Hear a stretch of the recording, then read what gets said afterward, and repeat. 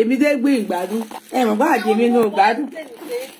ṣé ní táwọn ẹlòmíì táwọn kọ̀mẹ́ntà náà bá sọ̀rọ̀ gbà mí ẹ má mú wí pé bóyá àwọn èèyàn ò pé bóyá bọ́ ṣe gbà ṣé ní bá ṣe ń process ọ̀rọ̀ yàtọ̀ síra wa tá a bá gbọ́rọ̀ process ṣàì tí ò ní ìtumọ̀ ṣàì tó dáńtọ̀ ìyẹn lẹ máa mú lọ́wọ́ tó ti yẹ yín torí pé rílé tèmi pé torí lẹ́yìn bú bàbá làwọn èèyàn ṣe àtàkì àti tẹ́ni irọ́ rárá. irọ́ mo ní most of them mo n tó ṣe ibi tọ́rọ̀ yẹn kọ́kọ́ ti bẹ̀rẹ̀ nìyẹn èmi mọ̀ ń pa yẹn ìgbà kan kò tí ì lọ Nàìjíríà time yẹn ẹ̀gbọ́n ní sùúrù kò tí máa gbọ́ mi kò tí ì lọ Nàìjíríà time yẹn ni mo ti kọ́kọ́ ń gbọ́ tán ní pé báwo ló ṣe máa bú bàbá báwo ló ṣe máa sọ̀rọ̀ sí bàbá ibi tèmi kọ́kọ́ gbọ́ nípa rẹ̀ nìyẹn táwọn kan discuss lórí show tán ló accuse bàbá ní tí mo kọ́ gbọ́ nìyẹn kó tó di pọ̀rọ̀ ti Nàìjíríà yìí tuntun ṣẹlẹ̀ ń ṣẹlẹ̀ ní tó yẹ kí n mú yẹn pé sẹ́tòrí pósè yẹn lẹ fi wá kú join gbogbo ẹ̀ papọ̀ torí èmi náà wọ́n ń ṣe fẹ́mi náà. àti tẹ́ni lẹ́ńtì òṣèṣà lẹ́ńtì ti máa ń ṣe rí mi rò kéèyàn kan wá sí lẹ́ńtì ò tí ì drag ìṣà lórí justice yìí bóyá fi Papariano nìkan kò sẹ́ni tí lẹ́ńtì ò tí ì drag. Kò tí dragging us. Kò tí dragging us. And then so of course mo máa fáwọn ẹlòmíì náà láyé láti yàn. Ṣé wá rí ìhà tó kọ sí nípa ọ̀rọ̀ náà sí yẹn? Ìwọ iná ló ń challenge àwọn kan wípé kí ni tiwọn láti lọ máa blame wọn láti lọ máa bẹ́ẹ̀lì àwọn èèyàn. Wípé kí ni tiwọn. Lẹ́yìn tí mo máa sọ orísìí tó ń ṣe bẹ́ẹ̀lì náà sí ni wípé torí pé òun ò fẹ́ kán fi ọ̀rọ̀ náà sí pa owó. Àti tẹ́ni. Ṣé àwọn èèyàn jáde mo fẹ́ bèèrè ìkàwé wọ̀nyí ṣé ẹ̀yin bìlífù pé máa gbọ́ ẹ̀yin wá bìlífù pé lẹ́ńtì lè kó 5 million sílẹ̀ láti fi béèlì. Kí ló wá dé tóun sọ jáde lẹ́nu. Kóun sóun ló béèlì ẹ gbàgbọ́ ìwálẹ̀ kì í sóun ló béèlì ẹ gbà bí mo ṣe sọ fún yín ojú wa kó 5 million sílẹ̀ 5 million sílẹ̀. Àti tẹ́ni ṣebí nǹkan tó bá sọ jáde lẹ máa gbọ́ kó tún sọ fún 20 million ló tún pè fún wa o. Ṣẹ́yìn náà 20 million so wá possible kó kó adúdú owó yẹn sílẹ̀ jẹ́ kó máa fún yín mógún àwọn ọ̀rọ̀ kan wà débi ìgbàgbọ́. Àǹtí mi ṣe rí mi kí n dráàgì yẹn ṣùgbọ́n lórí eléyìí mi gan dráàgì lẹ́ńtì pé mo ní ṣó tẹ̀ máa ń dùn kéèyàn dráàgì èèyàn báyìí láìsí proof. Àti tẹ́ni mo dráàgì ẹ̀ pé so dráàgì mélòó ló ti wá rí tó ti wá bọkàn jẹ láàrin ọ̀sẹ̀ kan láàrin ọ̀sẹ̀ méjì so wẹ́ mi ti dráàgì ẹ̀ díẹ̀ mo dẹ̀ ti mẹ́nu kúrò nìyẹn ṣùgbọ́n àwọn tó bá fẹ́ kàn sí láti máa dráàgì wọ́n fi àti tẹ́ni dráàgì ń dùn láìsí proof àmọ́ ní so ṣé bí dráàgì ṣe máa ń dùn lélẹ̀ so ẹ jẹ́ kóun náà fìlì ẹ̀ nǹkan tóun ń ṣe fáwọn èèyàn ẹ jẹ́ kó fìlì ẹ̀ so ẹ ṣé mà thank you. God bless you bọ̀yá mi ẹ ṣé o ẹ má jẹ́ ká bára wa jà ní kí mo kàn jọ náà nìyẹn pé ní láti máa bára wa jà. God is good àbí God is kinní kan ẹ gbó sókè à ń gbọ́ yín ẹ ń tẹ́ mi wọ́n ti fẹ́ flag Facebook wà pa àwa ọ̀ràn yín ó yẹ sọ̀rọ̀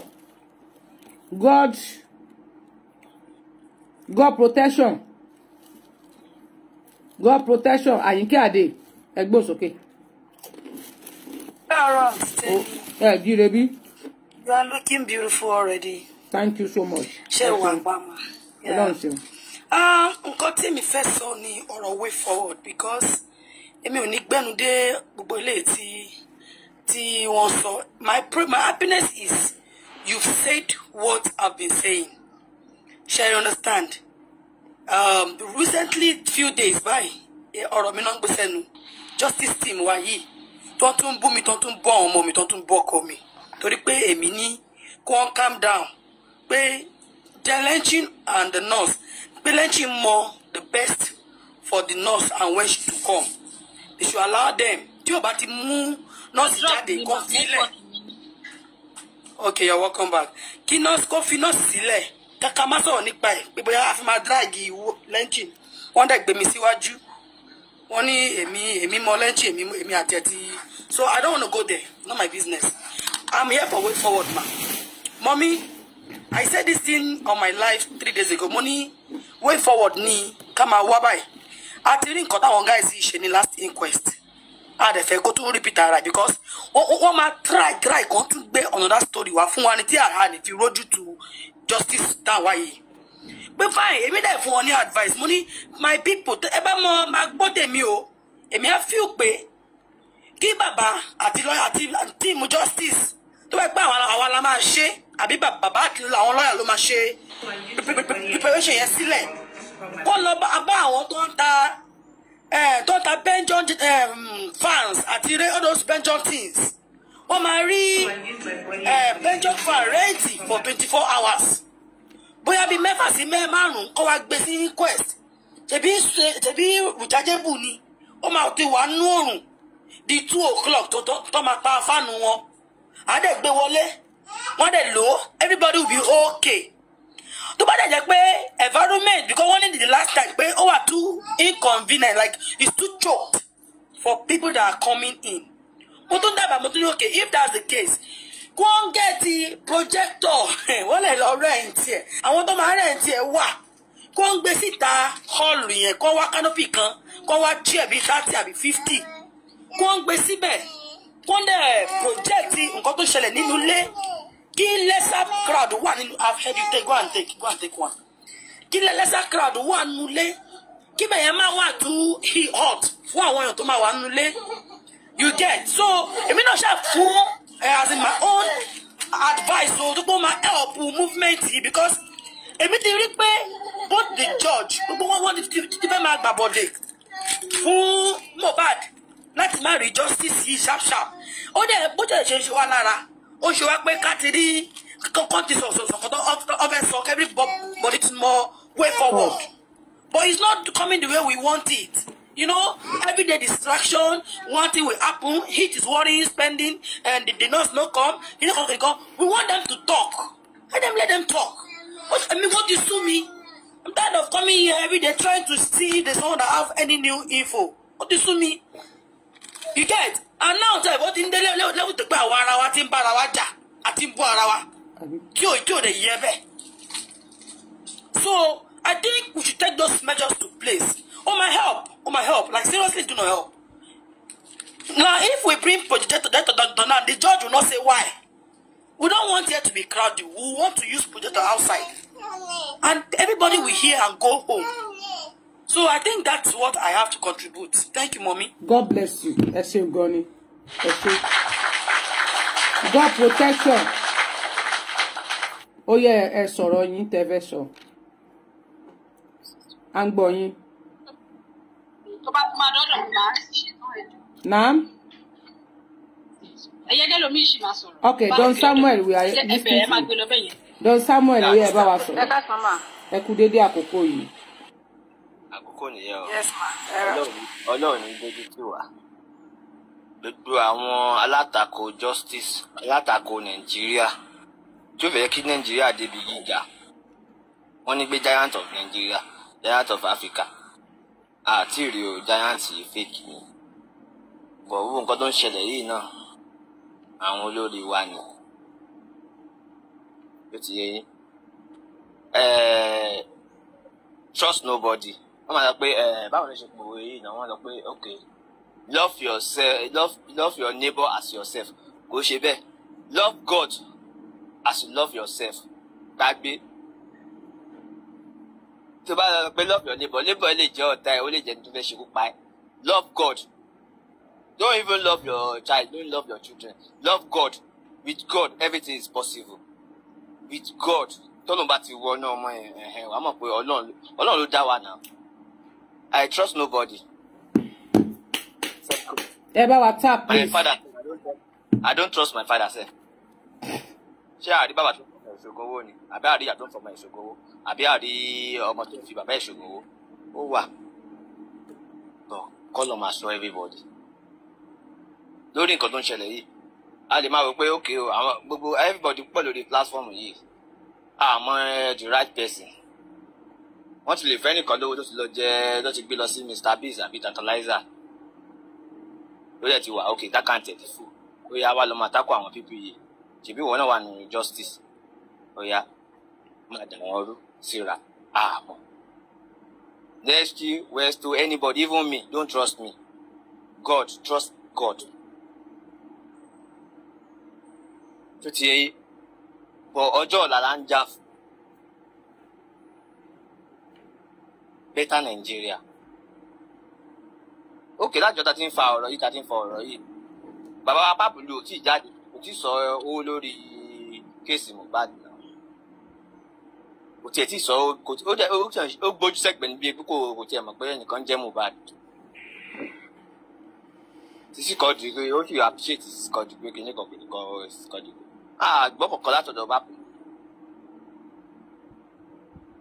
Ok, kéèsì yẹn wà lẹ́kọ̀ọ́. Sanwó-Olú ló ń rán àríǹjẹ. Sanwó-Olú àti ọba tán ní pé ọba Alápípíó èmi ò mọ̀ àbí ọba Gúúsì, I don't know. Wọ́n petition many people. Wọ́n dún mọ́ many people. Wọ́n bá many people sọ̀rọ̀ pé wá gbowó. Ọba kọ́ ló máa petition o, ọba ò máa petition o. Ó ti petition Paparano ti sọ. Paparano gan wọ́n dún mọ́ báyìí. Àwọn pípù yìí ni wọ́n petition wọn jàre. Paparano sọ pé ó dárúkọ onítọ́pẹ́ ní PA ọba àbí kankan assistant ọba kìnnìkan. Ó dẹ̀ ń drag ẹ̀pọ̀n fún wọn ní 7 days kan kí ọba fi jáde kó sọ ọ̀kan tó mọ̀ nípa ikú Mohbad. But fine, handled ọba náà kó jáde síta kó sọ̀rọ̀. Ìgbà tán ní pé Sam Larry ìgbà kan àwòkan ọmọ ẹ̀ nìkan ó deny. But why tí ó ti jáde báyìí? Either lẹ́ǹtì or. Wọ́n lè máa dán bí àwọn náà dúró de autopsy. Autopsy yẹn náà ṣe rí báyìí sọ̀rọ̀ bí sísà kan ṣiṣọ́ lẹ́ẹ̀kan pé àwa náà mọ̀ pé tó máa gbé autopsy yẹn jáde toxicology whatever they call it. Àwa go believe pé kán fún wa ní the right answer, but kán bá lọ ṣe wèrè máa ṣe wọ́n àwọn kọ́ lọ lọ́hùn. Because kéèsì eléyìí a máa drag ẹ̀ lọ ni káwọn gan lè mọ̀ kò tí ì ṣẹlẹ̀ rí in the whole world kéèsì Mohbad ó yàtọ̀, so káwọn gan kan think dáadáa pé ó dà pé àkàndá èèyàn lélẹ́yìí o, ẹ jẹ́ kára jáwọ́ ń bẹ̀. Ẹni tó bá máa lọ ó lọ, ẹni tó máa nǹkan àǹgẹ̀ bá ṣe bẹ̀rù lábọ́mọ.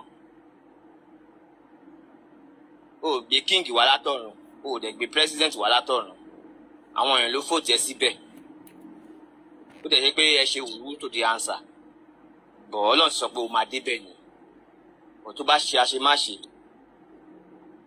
wàá jẹ́ ìyẹ. Justice ilé a máa gbà láṣẹ Ọlọ́run. Pé ká máa ra fan lọ sí Corolla request kìnnìkan. Tàbá túra lọ bẹ̀ tí judge bá sọ pé tí judge bá faint. Ṣé emergency nìyẹn náà? Camouflage náà ni gbogbo ẹ̀. Wọ́n mọ nǹkan tó ń ṣe. Mi ò gbọ́ rí pé wọ́n máa pa generator ní court. Ṣéjọba ò náwó mọ́ ni? Àbí àwọn tí wọ́n ló ń produce epo ni? Ṣé kò sí epo mọ́ ni?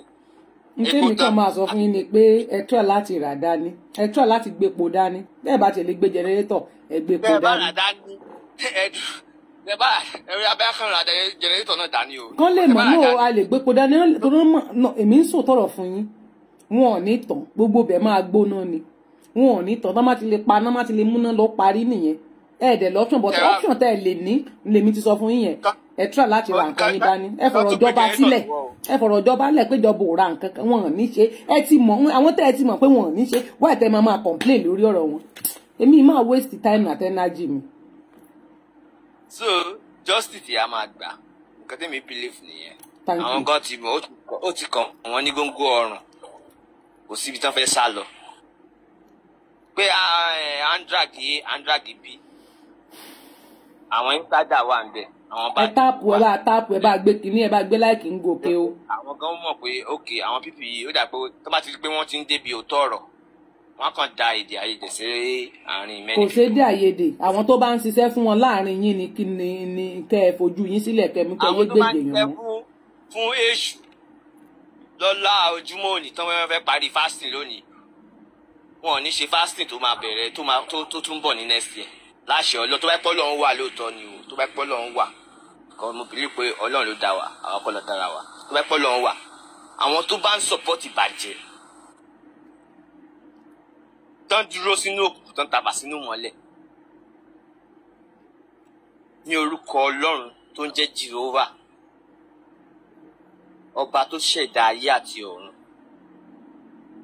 kò ní jẹ́ kán rí next year no time fast tó fẹ́ break it okay in the next ọ̀la ní ìsìn fast ti tán wọn ò ní rí bó ṣe máa jẹ́ nìyẹn lórúkọ Jésù, lórúkọ ànábì, lórúkọ Ifá tí kọ́kọ́ wà káwọn yẹn tó join anything justice yà máa gbà. Ọba ẹ ti fa má sunlé, gọ́vnà president ẹ ti fa má sunlé, ẹ sọ tọrọ ẹ̀yin náà bímọ tó bá ṣe irú nǹkan bẹ́ẹ̀ sọ ọmọ yín wọ́n ṣe ọmọ yín lọ́rùn sínú pósí àbí kán wá pọ̀ ọmọ yín mọ́nú ilé báyà ọkọ ọmọ yín ni àbí ìyàwó ọmọ yín wọ́n á béèrè pé ikú wo ló pa. Kámẹ́rà àrí kámẹ́rà àwọn kan ti wá ní on the 11 on the 12 wọ́n ti wá gbé kámẹ́rà wọ́n dẹ̀ gbé kíní mọ́tò ọba tí adé wà lórí ẹ̀ wọ́n fi gbé gbogbo ẹ̀ jáde. Ta ló fẹ́ ṣàlẹ́ǹdì mọ́tò ọba tó ń bọ̀? Gbogbo ẹ̀ ló yé wa. Bọ́lá ló fi yín sípò yẹn ẹ lò dáadáa tẹ̀lé pé wùrú lẹ fi débẹ̀ ẹ lò dáadáa o. Nǹkan tẹ́ bá ṣe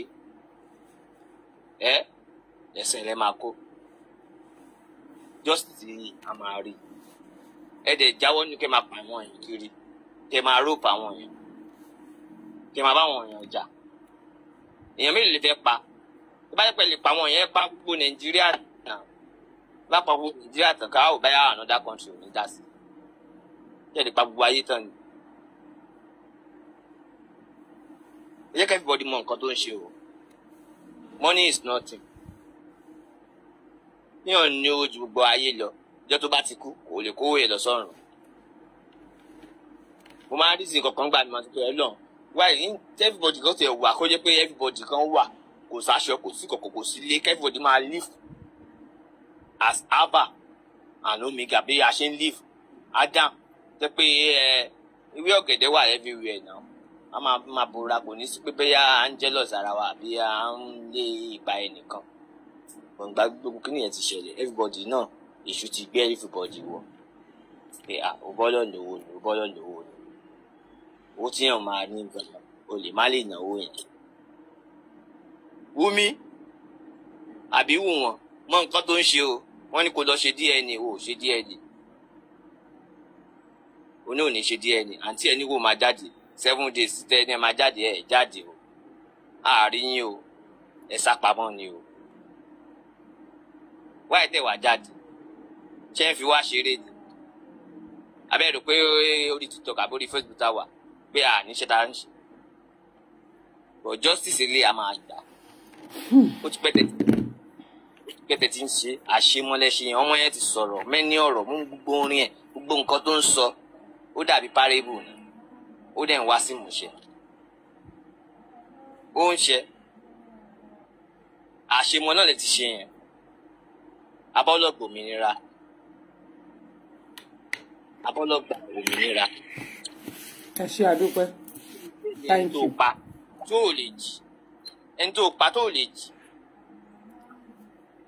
tó wá ń sunkún kiri ìwọ ló pè wá pé ká Nàìjíríà ẹ̀pù wa o ìdíkọ̀kìdíkọ̀ ókè àtúwá ẹ̀pù ẹ̀ ní sàwá tó ní ká ẹ̀pù ẹ̀ náà ló tún wá ń bá jà lọ ṣe DNA ò lè ṣe ikú wo ló pọpọ ẹ ò lè sọ wá lọ ń sanwó fáwọn blọ́gà wèrè kan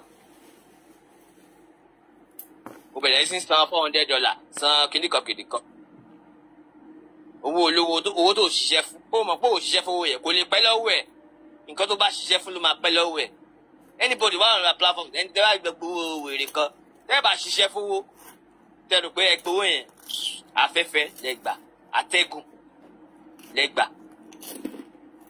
About the lẹ́ńtì nurse èmi mo dúró de lẹ́ńtì pé ok tó bá ṣe autopsy o ní nọ́ọ̀sì jáde kó wá sọ tẹnu ẹ̀ ó ní pé òun lẹ́ńtì ní òun mú nọ́ọ̀sì òun ṣáàtì Nàìjíríà òun sẹ́ǹdì owó ni 5 million 10 million 20 million àmọ́ kò tí ì yé wa bọ̀ à ń dúró de ìjọ tó máa ṣe autopsy. ẹ yẹ ká dúró de autopsy. nǹkan dragging ara yín yóò tẹ̀ make sense lọ́dọ̀ tèmi. Ìbàdàn náà pé ok nọ́ọ̀sì kìíní kan pé bẹ́ẹ̀ tíṣọ̀ tó kọ nǹkan kan tó kọ ní kóòtù wọ́n sì lọ gbé fún Wùmí ti kà nítorí ẹ̀ ẹ má yẹ ká ti lọ síbẹ̀ ẹ̀ mú ní òkè nọ́ọ̀sì maybe náà jọ ká. ṣé náà kò ní ṣe bóun náà nìyẹn ọlọ́pàá kọ́ ló máa gbé fún ọlọ́pàá ló máa lọ gbé fún Wùmí. ṣe rí gbogbo àwọn nǹkan yìí àwọn ìjọba ọpọlọ ń fún wa ní ìjọba gidi àwọn ìjọba wa gan na scam àwọn gangan ló ń ṣe many things but Ọlọ́run ló fún wọn síbẹ̀ Ọlọ́run tó fún wọn síbẹ̀ táwọn bá ṣe dáadáa Ọlọ́run kò yọ wọn kò nípò yẹn bribe ló fi báyé nàìjíríà jẹ́ bí ọ̀sẹ̀ ṣe ń ṣe bribe owó tó máa tán èèyàn ló máa kú. ẹ ṣeun ẹ yẹ kẹ́lẹ́ omi gbóhùn sókè àdúpẹ́. ẹ yẹ kẹ́lẹ́ omi sọ̀rọ̀ York Daddy ẹ káàbọ̀ sórí ìkànnì Tenny ọmọ ológo. ẹ bá gbóhùn sókè. ẹ káàárọ̀ ẹ káàsán o ẹ káàsán o. ẹ káàbọ̀ sọ ẹ dákun ẹ bá mi táàpù kìíní ẹ bá ń gbé láìkì yẹn wọ 50 ẹ gbé gòkè ẹ ṣeun à ń gbọ́ yín sà. ọmọ wa dayọ̀ ọmọ Nàìjíríà ṣé mo lè bí ní question kan. ta ló ń sọ̀rọ̀. ẹ lè fún mi ní 1 minute. ta ló ń sọ̀rọ̀.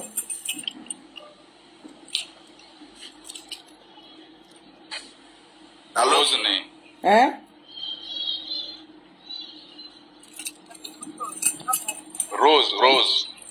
Rose báwo God protection ló sọ̀rọ̀.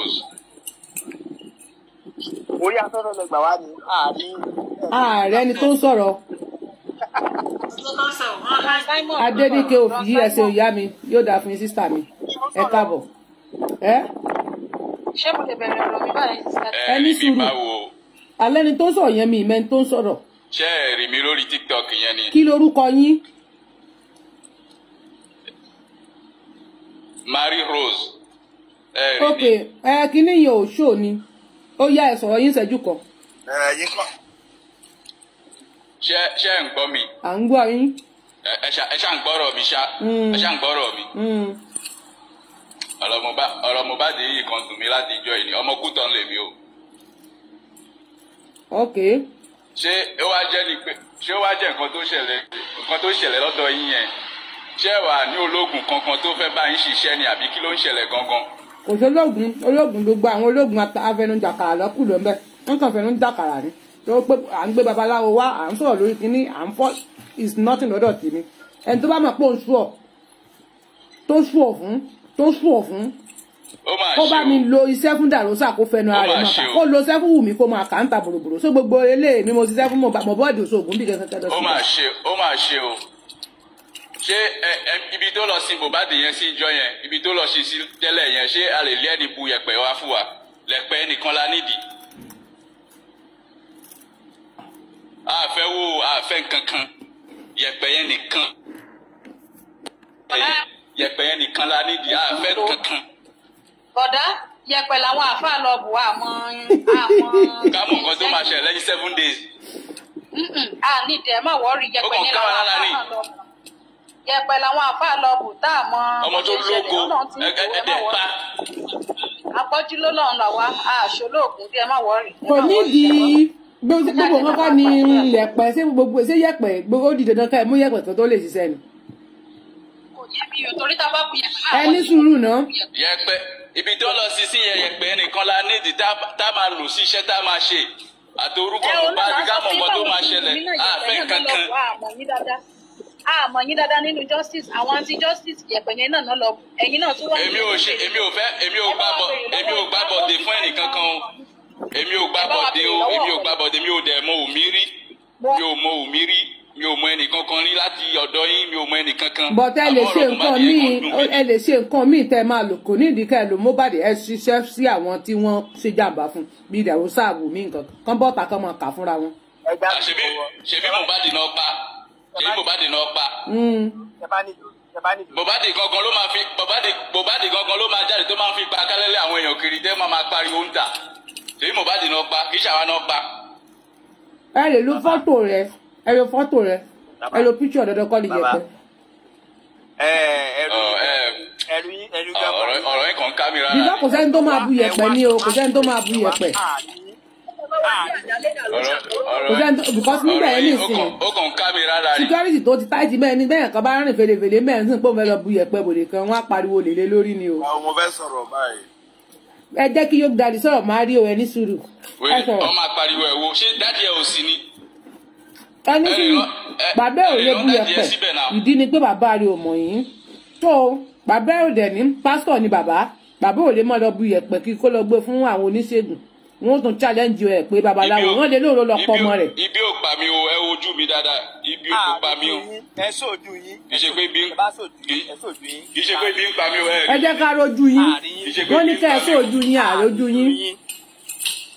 ẹ rojú mi. àrójú yín masquerade ni.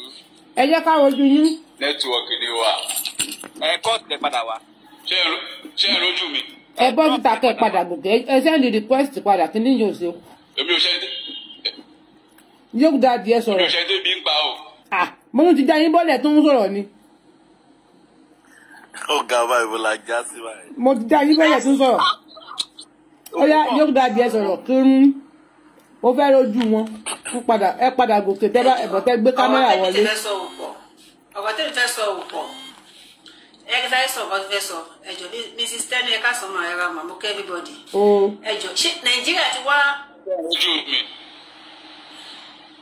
ẹ rí mi báyìí. mi ò rí yín dáadáa inú ilé yín dà ṣe ìdí mọ́tò lẹwà yìí ẹ wá lẹ nídìí yẹ̀pẹ̀ ṣé bí oníṣègùn lẹ pera yín mo lọ fẹ́ gbé yẹ̀pẹ̀ lọ à ń rojú yín. mi ò ṣe oníṣègùn mi ò ṣe oníṣègùn. ẹ báwo lẹjọ wá fẹ́ lo yẹ̀pẹ̀. nǹkan tó ń ṣẹlẹ̀ sí ọ̀dọ̀ yín yẹn lọ́rọ̀ Mohbad kò dáa. òótọ́ ni àmọ̀ pé kò dáa. kò yẹ kó lọ bẹ́ẹ̀ yẹn náà. bẹ́ẹ̀ ni ìtúsí kò yẹ kí Mohbad kú bẹ́ẹ̀ yẹn. wàláì òótọ́ ni. èmi ò gbá bọ̀dé ẹnì kankan èmi ò gbá bọ̀dé lọ́dọ̀ ẹnì kankan ṣé ń gbọ́ mi kò dáa náà. gáfẹ́ ndọ́kọ̀tọ́ ní ìyẹ̀ kò tó níwẹ̀ mí yẹ. fítẹ́bì tí wọ́n kò tó níwẹ̀ mí yẹ. ndọ́ni àmì nkọ́mọ ọ̀nù fún mi tọ́dọ̀ àjáwé yìí mi. àjá yìí mà ọ̀rọ̀ Mohbad bọ́ ṣe ń ṣẹlẹ̀ lórí platform ó kàn káwá lára rè. ṣe rí ọ̀rọ̀ tí fẹ́ bẹ̀rẹ̀ lọ́yìn ní kristẹni ni pé ṣé nàìjíríà ti wá wọ́ọ̀sì di pé ká tó máa gbé fáànù lọ sí kóòtù ni ká tó máa lọ ra fáànù ká máa ra áǹfààní tó bẹ́ẹ̀ yé sọ̀rọ̀ yẹn ní fáànù tó tì ní gidi gan. èmi sọ fún yín pé n tí mo mọ̀ ni mò ń sọ lọ́wọ́ yìí. kó tó máa ra fáànù. sẹ́fẹ́ gbọ́ mi n tí mo mọ̀ mo ní n tí mo mọ̀ ni mò ń sọ lọ́wọ́ yìí ẹ mẹ́sùkọ̀ ẹ ra áǹfààní dání táwọn èèyàn mọ̀ fi fẹ́ ra bí abẹ́bẹ́. ok bẹ́ẹ̀ ṣe sọ yìí nísìnyí báwo wọ́n ṣe fẹ́ ṣe tí kò ní fi wàhálà níjọ́ yẹn kó má ṣe lọ sí gospel ọjọ́ yẹn báwo wọ́n ṣe fẹ́ gbé ìgbìmọ̀ dìde láti ra àwọn nǹkan tẹ́ ní kí wọ́n rà ní àǹfààní abẹ́bẹ́ máa ní àǹfààní ọlọ́wọ́ àǹfààní ọlọ́wọ́ abẹ́bẹ́ ni yóò tún di wàhálà abẹ́bẹ́ ọlọ́wọ́ wàhálà ti dé o. bí rọ́bà mà ní rọ́bà plastic tó fi ń fẹ́ ra. ẹ wo ẹ jẹ́ ká sọ̀rọ̀ ilé ọkọ̀ kan ẹ jẹ́ ká sọ ilé ọkọ̀ kan ẹni sùúrù. mi ò mọ nǹkan tó ṣẹlẹ̀ lọ́dọ̀ yín gan mi ò mọ nǹkan tó ṣẹlẹ̀ tó dáná kò yẹ kó lọ bẹ́ẹ̀. Róòsì mari Róòsì. kò lọ bẹ́ẹ̀ ẹ jáde sọ̀rọ̀ Mohbad náà. ọjọ́ kọ́ ni kẹrin yẹn pẹ̀ Mohbad ẹ wá bíṣọ̀ Mohbad gbogbo ẹgbẹ́ mari Róòsì ẹ sàlẹ̀ lórí. ẹ jẹ́ kí n fún wọn ẹ má jẹ́ kí o gbá wà kó rọ̀ ṣẹjọ́ mo fẹ́ kí bíbá yìí ní. Róòsì rọrí Róòsì ṣe bí ẹ máa bu yẹ̀pẹ̀ yẹn lọ fún yàn ni ṣe báwọn èèyàn kan náà máa lọ ṣiṣẹ́ yẹn. ṣé kò sí fámílì ẹ̀ rí àwọn dáàdì ẹ̀ wà náà. bàbá rẹ pásítọ̀ ni bàbá òde kì í ṣe gbogbo iṣẹ́ bẹ́ẹ̀ yẹn torí iṣẹ́ wòlíì kọ́ ni ká lo yẹ̀pẹ̀ iṣẹ́ wòlíì kọ́ ni ká lo nǹkan kan wọ́n mọ̀ páwọn oníṣẹ̀ṣe náà máa ṣe àwọn iṣẹ́ yẹn bàbá rí ò lè kú òníyàn bẹ̀rẹ̀ kó gba Kútọ̀nù wá bàbá wà Nàìjíríà báwo ni ó ti lọ sí Kútọ̀nù kò àǹdẹ́ yẹ̀pẹ̀ pẹ̀lú tó náà bá bu ìsìn ni wọ́n ò dálé lórí wọ́n lòun ló bu yẹ̀pẹ̀ ọmọ rẹ̀ wọ́n á lé òun ló bu yẹ̀pẹ̀ ọmọ ó dẹ̀ rojọ́ pọ́n bu yẹ̀pẹ̀ ìsìn ni wọ́n sọ pé ó pèlè lóògùn ẹni tó bá fẹ́ ṣe dandan ni ká ẹ lo yẹ̀pẹ̀ ẹ lè lo picture èèyàn lè lo picture láti fi pèèyàn jáde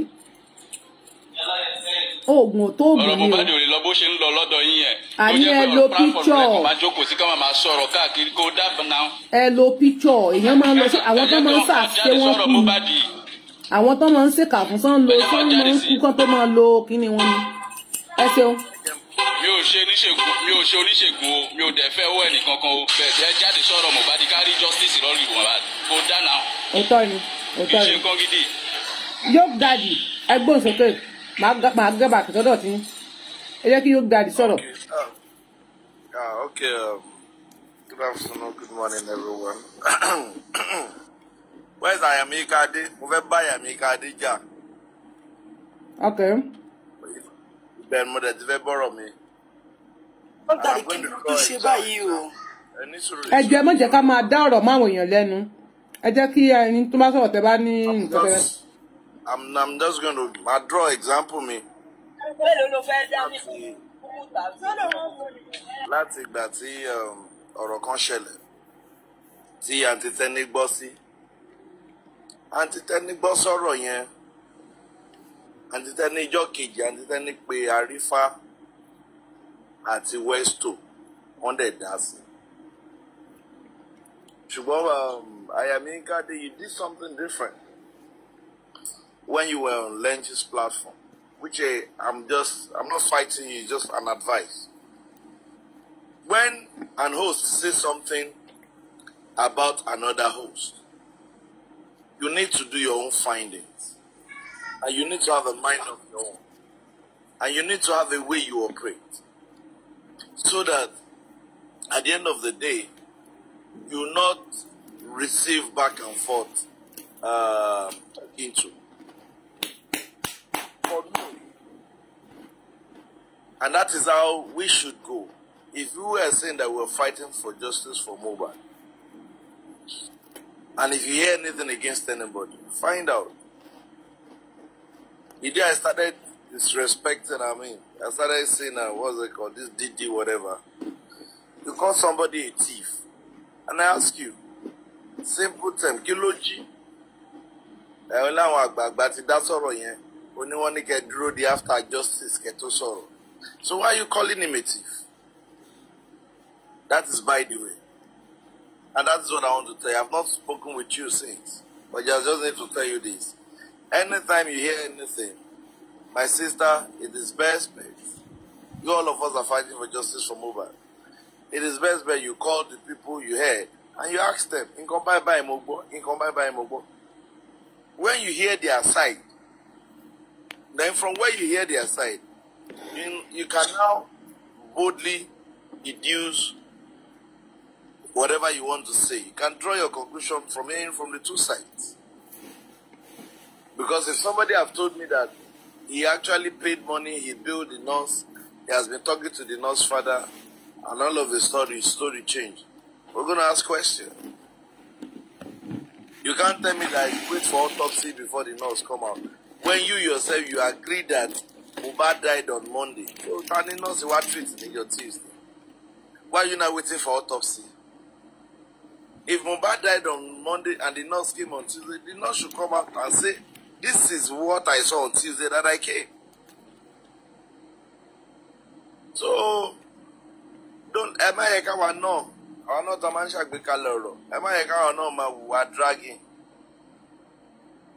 If something gone wrong with your process, come outside.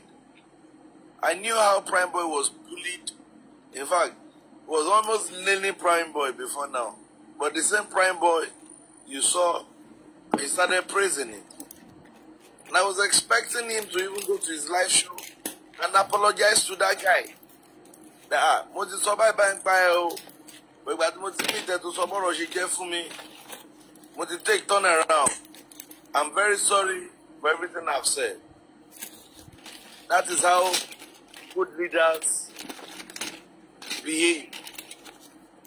And that's what all of us should emulate. Now let's go back to Nigerian government or Lagos State government. I keep saying it, there is a script on ground from September 12th that Mohbad died. And whether you like it or yes, that script is what they are acting on. The script of the whole preliminary investigation was to use two people as a pawn in this game of chess. And the two people they want to use is Prime Boy and the nurse. When you go and study the police preliminary report, you know where it's tilting to. The same police that did not act, Mohbad wrote petition, police did not answer. When Wunmi wrote petition against Prime Boy, police reacted immediately. The same police were showing another witness statement. And the same police saying we should give them 10 weeks to come up with whatever they want to come up with. And you're telling me that whatever they will come up with will not support their initial plan. I will be surprised if the autopsy and toxicology comes out and it doesn't indict the nurse. I will be surprised. Because from the onset, what they are planning is to make the nurse go down for this shit. Our condemn way, Saba Bilor nurse. Our common 100%. And that is the plan, in my opinion. That is what I gather. That's the plan they want to do. He had a fight, he bled profusely, nurse came on board, inject. The nurse doesn't even have, normally the nurse should not administer injection. Because she's not even a nurse in the first place. So, yeah, normal darling. And that is why people are saying that the nurse should come out now and say whatever. And Nigeria is so funny. What if the powers that be that has been behind this case has told the nurse that this is our plan? Tomati Dale Luri, in the next 3 months, you'll be out of this country. Up till now, except few people, nobody knows the face of the nurse. What if they give judgment and they say they indict the nurse, you are hereby sentenced to life imprisonment, blah, blah, blah, blah, blah. After 2, 3, 4, 5 months, boom, the nurse is transported out of Nigeria. Since she used to have a business in Cotonou, go to Cotonou and go and start up life. And they give her startup capital money. So, a whole lot of things can happen. And that's why we are calling, and we've been crying that a private autopsy is needed. And from what I gathered, they've started taking the step. Then a private investigator is needed. Police have failed us already. Lagos State Police have done that already. And we don't trust them anymore. If they can come and say, be telling Prime Boy that Obetofi, Talum Tani back up where Talobojule, Obetofi, Dagatofi Gun, Owa. And thank God that Prime Boy petitioned the police officer that said that. And also petition Wumi.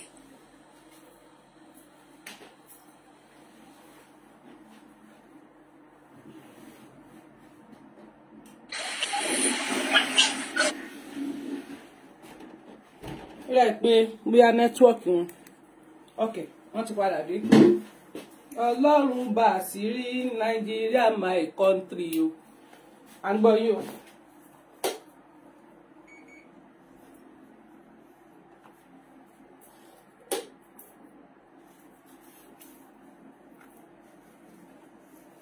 Hello. Hello, sir.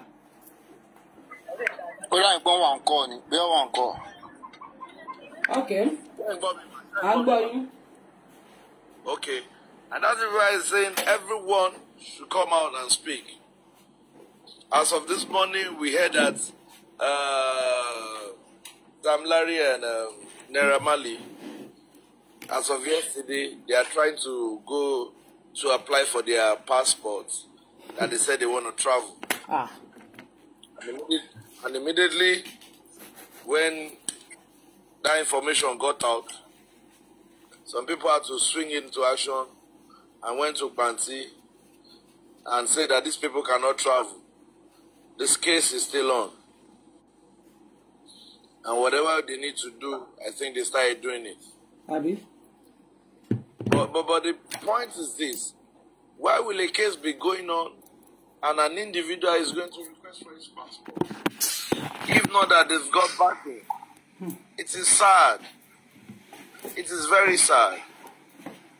And as for Darusha, I know in the next couple of days, Darusha will submit herself to Zone 2.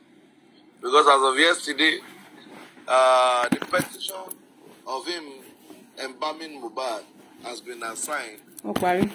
And it has been adopted. So they are inviting Darosha to come and tell his own story. Why did you give you the audacity to embalm somebody?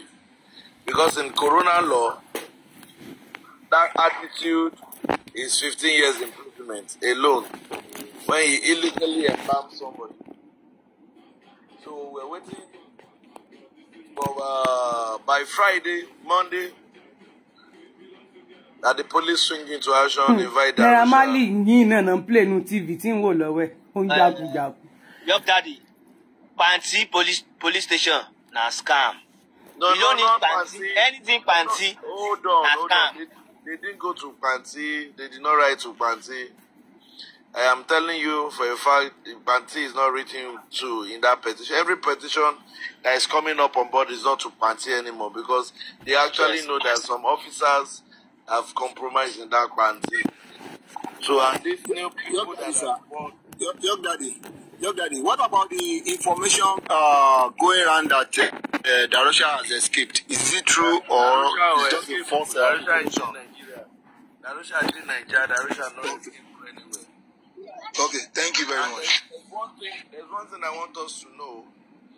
Once the police reach out to him and they did not see him, they will declare him wanted. There is nowhere. Once they brief the Interpol everywhere. If you talk about wanted, he did Nigeria now. He did Nigeria. So let's keep what we're doing. Then another thing, to crown it up, before Møhbåd died, Møhbåd said something. When OJB called Liam, this is Møhbåd Jr. Immediately said no. Light. His name is Light. im0le. Government can bono eburu to systematically delay the justice. Because why? We are using the apparatus to run. I said something. I said no matter how fast you are, kò sí bó bá ṣe lè sáré tó nílé ayé kó sáré ju Usain Bolt lọ. Tó bá wọnú agbégilódò, speed ìtagbégilódò yẹn fi ń lọ ló máa lọ o. Tó bá wọnú kẹ̀kẹ́ napep, speed tí kẹ̀kẹ́ napep fi ń lọ ló máa lọ. So that is why Aloba himself understand that. And that was why in his last outburst on Bukky Jesse, he said, this DNA, you're going to do it. Once I do the DNA, I can categorically tell you where the death of my son is coming from. 100%. So it is what it is. DNA is a must. DNA loma tomole zoro egon gidi. And I so thank God that next week there is hearing on the DNA matter at High Court in Ikorodu. So Wunmi will be coming to either defend why she's not going to do that DNA or agreed. And if she doesn't come, it's a cup of tea. The court will rule and give court order. And I want to see that our father that will not do that DNA when court issues court order. Because he thinks court is like palace. Court is not like palace now. Court that once they pass judgments, courts that are on seats governors, and you say you want to flaunt their order. Oh, yeah. Illiteracy in warrior. She doesn't know what is court order. We're waiting. Next week is here. And Corona next week is going to be sweet. Lawyers Corona is going to be sweet. And I'm so happy when I heard that another son will be on the Corona, will be live on that Corona's Day. A lot of things will happen on the 15th, 16th, 17th, 18th, 19th, 20th next week. Odemaduni, thank you for having me. Thank you, everyone.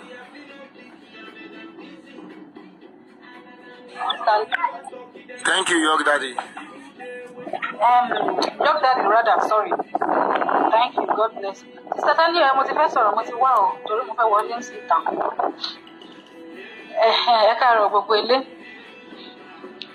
Sherry, lórí ọ̀rọ̀ nurse, about nurse. Ẹ má yẹ ká gbé kó lọ fà bẹ́ẹ̀ yẹn. Ó ti yé yín. Ìdí tí wọ́n sọ pé ká má gbé kó lọ fà bẹ́ẹ̀ yẹn ni pé nọ́ọ̀sì fúnra ẹ̀ ò ní wò kán di gbogbo ẹrù lé orí òun. Tó bá dẹ̀ fẹ́ wò náà, kó padà lọ kó lọ wò yá bó ṣe wá sí orí íńtánẹ́ẹ̀tì tó wá ké gbàjáwìrì fún gbogbo ọmọ Nàìjíríà. Kó má rò pé bóyá pé ńgbà tán bá promise òun ní owó àbí wọ́n promise òun ní Amẹ́ríkà rádaràdà kan. Kó má rò pé bóyá pé wọ́n máa múṣẹ. No, wọn ò ní fún ẹ. Nítorí pé Wùmí ẹrù tó dì sílẹ̀ wọ́n wéyàn tó fẹ́ bá gbé ni. So nípa ọ̀rọ̀ nurse ẹ jẹ́ ká máa wò. Way forward wa òun ni ká máa tẹnumọ́. Ní ìta dẹ̀ ti gbọ́ good news lẹ́nu Mr. York láàárọ̀ yìí. So Ọlọ́run máa ran gbogbo wa lọ́wọ́. Justice yìí ẹni tó bá ní ká má rí lójú ẹ̀yìn ẹ̀ bí eléyìí òun là á ti rí. Gbogbo ẹni tó bá dẹ̀ ń tọpinpin wa lórí ọ̀rọ̀ justice torí pé òun fẹ́ fi kan pàkan lọ́wọ́ wa. Lágbára Ọlọ́run ibi tó bá ti ń rò ó Ọlọ́run máa ti ọwọ́ bọ ọpọlọ ó máa ya wèrè òjijì. So nípa ọ̀rọ̀ justice ọkàn mi balẹ̀ pé a máa rí a dẹ̀ ti rí gan. Mo ń sọ̀rọ̀ pé a máa rí mọ́ àti ń rí lágbára Ọlọ́run. So nípa ẹ má jẹ́ kí ìjà kó tún máa dá wa padà sẹ́yìn. Àwọn tó bá ti ń jà ẹ má tiẹ̀ wulẹ̀ já dá sí wọn ẹjá fi wọ́n lẹ̀. Wọ́n máa jàjà ẹlẹ́lẹ́yà wọn ẹ fi wọ́n lẹ̀ jẹ́ kán jà ibi tán bá ti lè jà dé. Ìjà yìí náà fi bá wa débi tá a dé ẹ jẹ́ kán máa jà. Ìjà wọn ò kàn wá ó ṣe torí ìjà wọn la ṣe wà online kì í ṣe ìjà wọn ló ń fún wa ń dẹ́ta. So ẹ fi wọ́n lẹ̀ jẹ́ kán máa jà kán lọ sẹ́tù ẹ̀ láàrin ara wọn. Mo ṣàmọ̀ pé nurse àti ìyá ẹ̀ wọ́n á jókòó wọ́n á jọ rò pé máma jẹ́ kéèyàn kan parọ́ fún ẹ torí mi rí béèyàn ṣe lè bó ṣe lè ṣe aláìmáà ní owó tó táàwò pé ká máa gbẹ́rù léèyàn lórí pé wọ́n ní wọ́n sì máa yọ ọ́n nọ́ọ̀sì níbikíbi tó bá wà máa gbọ́ ọ kò sẹ́nìbọ̀dì tó máa yọ ẹ́ lẹ́yìn kan tiẹ̀ sí free kan yọ ṣọ́ọ̀kì kúrò lẹ́sẹ̀ ẹni wàá dá free ẹ̀mí àgbọ̀n so best thing kó bá pọ̀wájú sí ẹ kó o tá kó bá kẹ̀yìn sí ẹ kó o tá tó bá wá kú ìwọ nìkan ó bá wẹ̀ kó o tún èrònú ẹ pa tó bá wá wẹ̀ kẹ̀ kó o tún dá free yẹn fúnra ẹ nà yóò sàbí. So ìwọ́dà Roshan ti tiẹ̀ Mr. Mbama congratulations for the petition congrats akí ẹ kú oríire bó o tiẹ̀ Mbam lásán ayé ẹ bàjẹ́ inú ẹ̀wọ̀n ni bó o lọ Mbam lásán tiẹ̀ ti ta má tilẹ̀ wulẹ̀ dá ọ̀ tiẹ̀ and tẹ́ bá dẹ̀ wò nínú ọ̀rọ̀ tí Darosha sọ Darosha ní the 2 million naira they give me pé wọ́n ọ̀dà ẹ̀ fóun wọ́n ti sọ fóun wọ́n instructing láti pé kóun lọ fi ṣe burial ceremony. Could we say the person that give Darosha 2 million naira tell him that he should quickly go and embalm him? Àárín yẹn ò yé mi. So Darosha òkú mo ti kọ́kọ́ kí ẹ ná dáadáa òkú oríire fún ẹ̀wọ̀n tó fẹ́ lọ ṣe lórí pé embalm tó kọ́ tó yàn wá látòdì ọ̀run àtòdì ọ̀run ni wọ́n ti yan ẹ̀wọ̀n tiẹ̀ wà ayé ẹ̀ ti kọ́kọ́ bàjẹ́ already náà ni wọ́n one way or the other mo ti mọ̀ pé ayé ẹ ti bàjẹ́ ná má wulẹ̀ sá kiri o ìrọ̀rùn tó fi Mbam Mohbad yẹn ìrọ̀rùn yẹn náà fi máa sìn yẹn wọnú ẹ̀wọ̀n no shaking má wulẹ̀ wọ́rì ìwọ Wùmí náà ọmọ dáadáa onítàn bá ti mú court order wá ó ní o ò ní ṣe DNA yẹn ó ní àmọ́ ogún ọmọ ẹ ó ní kò sí èèyàn kankan tó lè gbà lọ́wọ́ ẹ òbẹ́bí ṣáyé ẹ fẹ́ bàjẹ́ ni ṣé ayé ẹ fẹ́ bàjẹ́ ni kí ló wà nù ṣé o mọ̀ pé lórí ọ̀rọ̀ DNA yìí ṣé o mọ̀ pé lórí ọ̀rọ̀ DNA ta ni kò lọ ṣe yìí ṣé o mọ̀ pé lórí ẹ̀ làwọn ẹlẹgbẹ́ àwọn olórí burúkú bíi abuké àwọn abuké ọ̀sìn tọ́pẹ́ra wọn bọ́lí bí àwọn abuké yín àti olè dìbò kó o ṣe bẹ̀ abàtì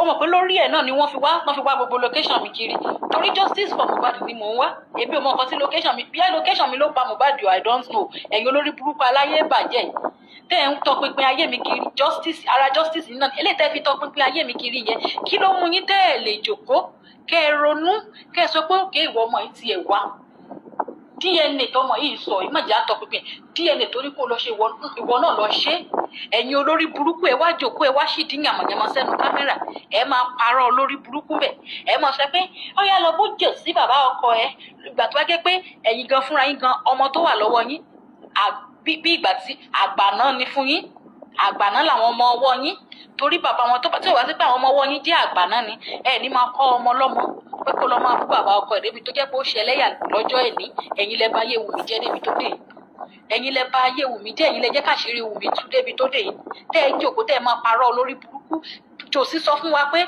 tí wọ́n bá ṣe DNA fún ọmọ òun pé tí ò bá ti jẹ́ ọmọ òun ló ní ọmọ yẹn ó lóun máa sọ ikú tó pa ọmọ òun lénìí ẹ̀yin dẹ̀ tún jáde pẹ̀lú cancer brain cancer yín ẹ tún sọ pé in as much tí bàbá yìí ti mọ ẹni tó pọ̀ ọmọ ẹ̀ pé kán lọ arrest ẹ̀ can you imagine must you leave as in must you leave in as much you know that you don't have sense you have to go and beg for death bó ṣe kẹ́ ẹ lọ bẹ̀bẹ̀ fún kú kẹ́ ẹ kọ́kọ́ kú ná nígbà tẹ́ bá dẹ̀ ń padà bọ̀ kẹ́ ẹ tún lé ayé bọ̀ ẹ wá bẹ̀bẹ̀ fún ọpọlọ Solomoni in case ó dà lè ráyè mọ̀ bẹ́ẹ̀ ṣe gbé ọ̀rọ̀ kalẹ̀ ayé yín ti bàjẹ́ ẹ̀yin family progress Wùmí tẹ́ ń gbè lẹ́yìn Wùmí ayé yín ti bàjẹ́ ayé yín ti bàjẹ́ ẹ̀yin lẹ bá yé ọmọ yẹn jẹ́dẹ̀ níyìn ẹ̀yin lẹ bá yé ọmọ yẹn jẹ́dẹ̀ níyìn kéèyàn máa lọ bú bàbá ọkọ ẹ̀mí ò rírí kó lọ ṣe DNA advice ẹ̀ rí pé kó tiẹ̀ lọ ṣe DNA yẹn kẹ́ ẹ fi wò bó jẹ́ Mohbad ló ní o bí ò jẹ́ Mohbad ló ní o kẹ́ ẹ tún mọ̀nà tẹ́ ẹ fi gbé but ẹ níjẹ́ ṣe é nígbà tó yẹ pé ọjọ́ tán bí yín orí lẹ fi gbálẹ̀ orí ẹsẹ̀ lẹ fi wálé ayé ẹ̀yin èèyàn bí ìgè ẹ̀yin ìgè bí èèyàn orí lẹ fi wálé ayé òun ò jẹ́ kẹ́ ẹ mọ òun ò jẹ́ kẹ́ ẹ ní làákàyè bẹ́ẹ̀ náà la sọ fún lórí burúkú abuké à ń sọ̀rọ̀ justice ó lọ ń kó báàgì ọ̀dà àtijọ́ tí mo ti rìn mí rírú ọ̀dà bíi tiẹ̀ rí ó lọ ń kó báàgì ó lọ ń kó ṣú ó lọ ń kó pẹ̀fúm tani òṣàìmọ̀ bábúké lòórùn lára tábúké ò bá lo pẹ̀fúm ṣáàmà kó máa rùn ni tani ò mọ̀ bábúké lòórùn lára ta ló ń kó pẹ̀fúm ràn a ní kókó rìsọ́ọ̀tì síta ìwé la ní kọ́ ọmọ ó lọ rà báàgì tó máa kó pátá olóṣó sí òun ló ń gbé kiri dépín gbà tán bá ti do tán inú báàgì yẹn ló máa gbé pátá sí òun ló wá ń kó kiri lọ́ọ̀nláìn lélẹ̀ abuké alábuké yìí kẹ́ẹ̀tì èjòkó lọ́jọ́ kan kẹ́ ní ìwọ ọmọ yìí máa bọ̀ gbó for your information ṣe fẹ́ gbọ̀n kan ṣe rí Liam yẹn kò ní kú o lórúkọ Ọlọ́run lágbára ìjẹ́ Jésù Liam tẹ́ ẹ rí yẹn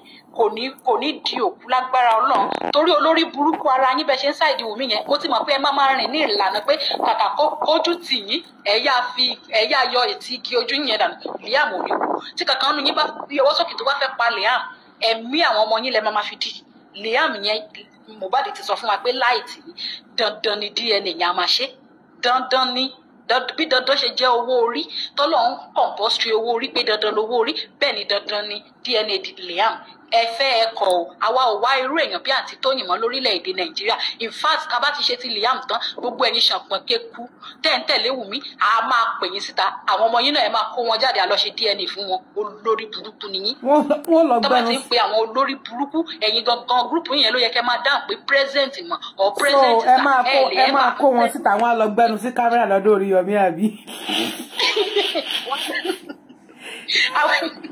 àwọn èèyàn bí àǹtí Tóyìn àwọn ló wà ńbẹ̀ yẹn àwọn senior mate àǹtí Tóyìn nìwọ̀nyẹn wọ́n á wá jáde síta wọ́n á wá máa gbé picture káàkiri kí ló pa Mohbad là ń wá picture oní picture náà máa ok àtìgbà tẹ́ ẹ ti ń gbé picture káàkiri ẹ rí báyé yín ṣe là bà skẹ́ṣì kí lẹ rí gbà lórí picture àwọn ọmọ ọlọ́mọ tẹ́ ẹ ń gbé káàkiri ẹ dẹ̀ wá wo nǹkan o ẹlòmí bá rẹ̀ gbé picture ọmọ ọlọ́mọ jáde ṣé gbogbo orí lẹ rò pé ok bẹ́ẹ̀ ṣe ń ṣépè fún wọn yẹn orí àwọn tẹ́ ẹ̀ ń gbé picture wọn jáde tẹ́ ẹ̀ ń ṣépè fún orí tí wọ́n wáyé wá sun oorun abàmì àbíkẹ́ orí wọn wáyé wá sun oorun ikú máa pa gbogbo yín after this justice yìí ni gbogbo ẹ̀yin olórí burúkú yìí tá a bá dẹ̀ lọ wo ìṣẹ̀dá àwọn kówèrè ojú ẹja ló wà nú ìṣẹ̀dá wọn ó ti rà ó ti ṣìdí wọn ò ní ìṣẹ̀dá wọn wá ń wẹ́ ń tán máa ba ìṣẹ̀dá ẹ̀ jẹ́ àwọn olórí burúkú náà wọn private chat mi náà sọ fún mi pé kẹ́mi be careful pé ọmọ mi obìnrin yẹn ẹ ṣe òfò bí àwọn ọmọ mi obìnrin rán Wùmí iṣẹ́ pé kó lọ pa Mohbad débi tó yẹ pé àwa máa gbẹnu sí àdàbí tí ò bá ti jẹ́ pé Wùmí ló polongo ọmọ ẹ̀ sí ló polongo ara ẹ̀ síta pé ká gba àwọn tá a dẹ̀ ń gbà tó dẹ̀ tún kẹ̀yìn sí wa Ọlọ́run ló máa ba ayé gbogbo yín jẹ́ ẹ̀yin olórí burúkú gbogbo yìí wọ́n tọ́ pinpin mi wọ́n mọ ibi tí mò ń gbé kí ló dé tẹ̀lé wá bá mi ibi tí mò ń gbé yẹn kí ọ̀gá tí mò ń bá ṣiṣẹ́ kó fìbọn kó fi fọ́ orí yín dànù kó fìbọn kó fi pa yín kí kọ́kọ́ ba ayé yín jẹ́ wájú ọ̀gá yẹn náà kán kí sọ pé o lè lẹ wájà kán pa yín dànù kán kó ọpọlọ yín fáwọn òbí yín ṣé ẹ lórí yín ti burú dànù ni ṣé ẹ lórí burúkú ni yín ni ẹ̀yin olòṣì wọn pé ọmọ yẹn jáde àwọn ló fa ayé ọmọ yẹn jẹ́dẹ̀ níyì àwọn ló ba ìgbésí kó bá dé pé ọmọ yẹn ń gbọ́ pé kì í ṣe ọmọ Mohbad ni ó yá lọ ṣe bàbá in as much tí Mohbad ò ti complain ọmọ yìí ẹjọ́ ẹ fọwọ́wọ́nù ẹ wá sọ fún jòsí pé kọ́mọ yẹn kó jáde kó lọ máa bú jòsí ọdún náà wọ́n ní òṣìkà nǹkan tó bá wà nú òṣìkà láti ṣe òun ni ìka máa ń bá máa ń nú Wùmí náà ayé ẹ̀ náà ti bàjẹ́ tẹ́lẹ̀ torí tí ọba sí pé ayé ẹ̀ ti bàjẹ́ a rí ìpìlẹ̀ ẹ̀ṣẹ̀ wọn nípa ara Kàrímọ́ àti rí bí Èṣù Jùmọ̀kẹ́ ṣe tọ́ àwọn ọmọ ẹ̀ Èṣù Jùmọ̀kẹ́ ò dẹ̀ ti jẹ̀bi lórí àwọn ọmọ yẹn torí Ọlọ́run máa nà ẹ́ lẹ́gba ẹ̀yìn ẹ̀ gànbò bí ìgbà tó bá jẹ́ pé wọ́n pe àwọn àgbẹ̀ pé kán lọ máa fi ẹ̀yìn ṣe ọkọ́ ká má ra ọkọ́ mọ́ ká lọ máa lo ẹ̀yìn Èṣù Jùmọ̀kẹ́ ó dẹ̀ tọ́ ọmọ mẹ́ta tì Jùmọ̀kẹ́ ó tọ́ ọmọ mẹ́ta tì nígbà tó mọ̀ pé ò ní tọ́ àwọn ọmọ ẹ̀ kí ló bí wọn fún Wùmí táṣírí ẹ bá ti padà tú pátápátá tẹ́sẹ̀ ẹ ti yọ síta pátápátá má ṣe nǹkan méjì o ṣáàyọ fọ́ ojú òsì Èṣù Jùmọ̀kẹ́ yẹn fọ́ ojú ẹ̀ toró ló ba tiẹ̀ jẹ́ kó o pè tirabiédè kó o yọ ojú òsì ẹ̀ kó o yọ kó o mú tọ̀tún ẹ̀ kó o píǹchì ẹ̀ kí yẹn máa laminéètì lọ́wọ́ tá títí dọjọ́ ikú kó dáná o dẹ̀ mọ́mọ́ lọ́mọ o dẹ̀ pa ọmọ yẹn dẹ̀ láìkí ẹ nítorí kí ni tó bá nífẹ̀ẹ́ yàn wá fílẹ̀ o wá pààyàn tó tún wá ń fowó ọmọ yẹn o tún wá fi ń ra kéèsì fúnra ẹ̀ kò dáná ọmọ yẹn dẹ̀ ti ṣépè ọmọ yẹn ní pé tóun bá ti kú pé ẹ̀mí ẹ̀ ò ní balẹ̀ títí dọjọ́ ikú ẹ̀ níbo ló ti wá fẹ́ rí ìfọ̀kànbalẹ̀ jọ ó dẹ̀ tún sọ ó ní gbogbo àwọn tó ń kọ́ ẹ ẹjọ́ máa rí ìdààmú ni òun ló jẹ́ kí abùkẹ́ tó ń fi wá ṣẹ̀ sí níjẹrin tó lóun kàwé tó ń sọ fònẹ́ olórí burúkú ìwọ̀nba fònẹ́ tó rí níbi tó ti ń nulẹ̀ tán sọ lóṣoojú ẹ̀mí ẹ̀ agbéwásọ̀ online ó lóun kàwé ọpẹ́lọpẹ́ Ọlọ́run tó darí anasuko sínú ayé wèrè ǹjẹ́ kó gbé rìsọ́ọ̀tì jáde pátá tó máa ń kó báàgì tó máa ń kó pátá sílẹ̀ yìí ìdónitán òun ló ń gbé jáde pẹ̀lú pẹ̀fúmù òṣì kí ló dé ẹ̀dẹ̀ bẹ̀rẹ̀ sí ní bayé jẹ́ kí lè bá ti sọ̀rọ̀ ẹni ẹ̀ pa tẹ́lẹ̀ bá ti sọ̀rọ̀ ẹni ẹ̀ pa tẹ́lẹ̀ bá ti sọ̀rọ̀ ẹni ẹ̀ pa ṣáyé yín fẹ́ bàjẹ́ ni kí ló dé tẹ́ ẹ jẹ oyè alápatà kí ló dé tẹ́ ẹ jẹ oyè alápatà kí ló dé táyé yín bàjẹ́ pẹ̀lú pápápá kí ló dé tẹ́ lè tún nǹkan ṣe tó jẹ́ pé kẹ́ ẹ ba ẹ̀mí jẹ́ lẹ́wà fún bẹ́ẹ̀ lọmọ Mohbad yẹn náà ń fi nǹkan kọrin ẹ pa àwa tún wá ń sáìdì ẹ tún fẹ́ pa wá ṣáyé yín fẹ́ bàjẹ́ ni ṣọ́lọ́ ń torí ayé yín dá ayé wa ni ṣóògùnládé fẹ́ pa yín ni kí ló dé tẹ́ wáyé àti pa kí ló dé tẹ́ ń ba iṣẹ́ ọwọ́ Ọlọ́run jẹ́ ṣọ́lọ́ ń rán yín iṣẹ́ pé kẹ́ máa bá ń pa náà ogun àwọn ọmọ ọlọ́mọ ni ta ló fi bọ̀dá yẹn gan síbẹ̀ náà bọ̀dá SD ta ló fi síbẹ̀ náà ta ló fi bọ̀dá SD síbẹ̀ náà torí ìgbésí ilé ayé wọn báyìí bí alápatà ni àfàìmọ̀ kó má jẹ́ pé kí ní orí wọn yẹn gan ṣe náà ọ̀dà ẹ̀ lọ́wọ́ Jumia Ọlọ́run ṣàánú ṣe ṣú ọ̀pọ̀ original ní kíní tó ń dé yẹn ni ṣé kìí ṣe pé wọ́n ọ̀dà ẹ̀ lọ́wọ́ Jumia ni ẹ lè rí correct ìṣẹ̀ǹbáyé mi kú dárúkọ ẹ̀ àwọn ló mọ nǹkan tí mò ń bá wí ẹ bá ní correct ìṣẹ̀ǹbáyé gidi wọn fi ìṣẹ̀ǹbáyé ṣèkà tí torí wọn yẹn wọ́n ọ̀dà ẹ̀ ni order by Fílàní ìtúnṣe Igbo made order by Fílàní ni kí ló ń ṣe yín náà ẹ ti ẹ̀ jáwọ́ nínú èèyàn pípa ṣé bẹ́ẹ̀ pààyàn ẹ̀ leave ni ṣáyé yín fẹ́ bàjẹ́ ni ṣáyé ò ní kú ni kí ló dé tẹ́ ìròjọ́ tẹ́ máa kú ṣé torí pé àti kì í pa ayé yín máa bàjẹ́ ni in your next life gbogbo ẹ̀yin tẹ́ ń pààyàn wọ̀nyí next life ní òkúta lọ́lọ́run á dá yín òkúta gbígbóná kì í ṣe tútù ara tún máa ní yín mọ́nú òkúta yẹn ni ẹ̀yin olórí burúkú aláyé rùn ún ṣé dandan ni kẹ́ ẹ wálé ayé ni ṣọ́lọ́run bẹ̀ yín wálé ayé ni ṣé bẹ́ẹ̀ yín lẹ́ ń bẹ Ọlọ́run pé ẹ fẹ́ wálé ayé ẹ fẹ́ wá yin Ọlọ́run ṣé èèyàn pípa lẹ́wà fi ń yin Ọlọ́run ẹ wá pààyàn tẹ́ ẹ wá jáde síta ẹ wá máa tọrọ áṣítàgà fúrò láì Ọlọ́run kó bàgbé sí ayé yín jẹ́ Ọlọ́run ponú bíi tiyín ni ṣọ́lọ́run ponú bíi tiyín ni kò dá o ẹ lọ yí padà kúrò nú ẹ̀ṣẹ̀ yín gbogbo ẹ̀yin tẹ́ ń sọ pé oògùn kìíní kan olórí burúkú alágúnmu náà tíyẹn bá ti kiri lọ bí orí tán ṣọ́ǹgì á wá lọ wẹ̀ dáadáa ara ṣí àkóí á jòkó síwájú kí ní á wá máa parọ́ olórí burúkú alágúnmu tó jẹ́ pé ọwọ́ great father ẹ̀ ló ti bá á wá máa parọ́ wọ́n wá máa bú Joseph wọ́n láwọn bú Jòsí àwọn kówèrè gbogbo àwọn tó dẹ̀ ń bú wa yìí báyìí kò sí ìtó nítumọ̀ nínú gbogbo wọn dread orí wọn rèé tẹ́ bá rí dread orí wọn ẹni tó bá ṣe dread sórí bí kó lọ gé pẹ̀lú àdá ni eléyìí tó dẹ̀ ń de wíìgì náà nú wọn náà wíìgì ẹ̀ náà àfi bí ìgbà tó wáyé pé òkú kú tán sọ pé ó yá lọ gbẹ̀san ẹ̀ wá lára wọn kò sí ìtó gbádùn nínú gbogbo wọn wọ́n dẹ̀ ń bújò sí ṣebí Daddy Freeze nìyẹn ṣebí Daddy Freeze àbí Daddy Froze dẹ̀ ń pè é bí Daddy Freezer dẹ̀ ni tó ti kọ́kọ́ gbowó tó ti kọ́kọ́ compromise ṣebó náà ti ronú ẹ̀ báyìí tó ti ń sọ pé kí Wùmí lọ ṣe DNA ṣebó náà ti ronú ẹ̀ àkókò mọ̀ bóyá Wùmí ọ̀nà bóyá ó tuntun dọ̀dọ̀ lórí mánì tó ń sọ pé gods of land torí yẹn náà ọ̀tọ̀ nìkan tó ń sọ tọ́lẹ̀ ọ̀tọ̀ nìkan tí yẹn náà tún wá ṣé dandan ni kí gods yẹn parọ́ fún ẹni dandan ni kó gbé gods tó ń parọ́ wá sórí íńtánẹ́ẹ̀tì ni ṣé dandan ni kí gods yẹn máa parọ́ kó gbé wá sórí íńtánẹ́ẹ̀tì ni ta ni òṣàmọ̀pọ̀ bá Ọlọ́run kan ṣoṣo nìkan la ní ìwé wá làwọn gods onírọ́ òṣìranù tẹ́ bá mọ̀ pé gods yín ò rí kankan ẹ lọ tún epo bù sórí gods yín kẹjẹ kó rí ẹ pé dáadáa kẹ tó gbé wá sọ̀rọ̀ láti wá máa sọ̀rọ̀ ok kí wọ́n má ṣe DNA fún Liam kí gbogbo ogún tọmọ yẹn ti jẹ bí bàbá ẹ̀ tó jìyà fún kó kí ọkàn wá kó fọ́mọ àlè lọ ọmọ àlè lọmọ yẹn náà ọmọ àlè ní Liam náà kò sẹ́ni tí ò mọ̀ náà báwo nìyá ṣe rí DNA tádẹ kí bàtà sátẹlẹwọ́ méjèèjì tádẹ máa sá lọ kí ló dé ṣọrùn ń ya bọ̀ ni lórí DNA yìí náà wọ́n béèrè pé ta ni bàbá bébì tó bá ti jẹ́ pé àwọn tó jẹ́ pé wọ́n ń sá ilé ìwé wọn ní ọpọlọ ni wọ́n á pè é ó yá lọ ṣe DNA tó tiẹ̀ fi ń dójú tì wá iná ìgbà tó bá jẹ́ pé irú ń borun ni gbogbo yín ẹ̀yin aláyé rún bíi tàǹtí Tóyìn gbogbo ọkọ tó wà gbogbo ọmọ tó wà lọ́wọ́ wọn ọkọ bàbá láńlọ́ọ̀dù ilé wọn náà bí fún ọkọ wọn ló ń tọ́ wọ́n dẹ̀ sọ DNA di bàbàrà kí ló wà nù DNA oníkòsẹ́ni tó ní right àti béèrè DNA are you mad or something wọ́n ló pààyàn oníkòsẹ́ni tó ní right àti béèrè DNA. ìmí wọn bàbá ọkọ wọn gángan ló lọmọ ọwọ́ wọn.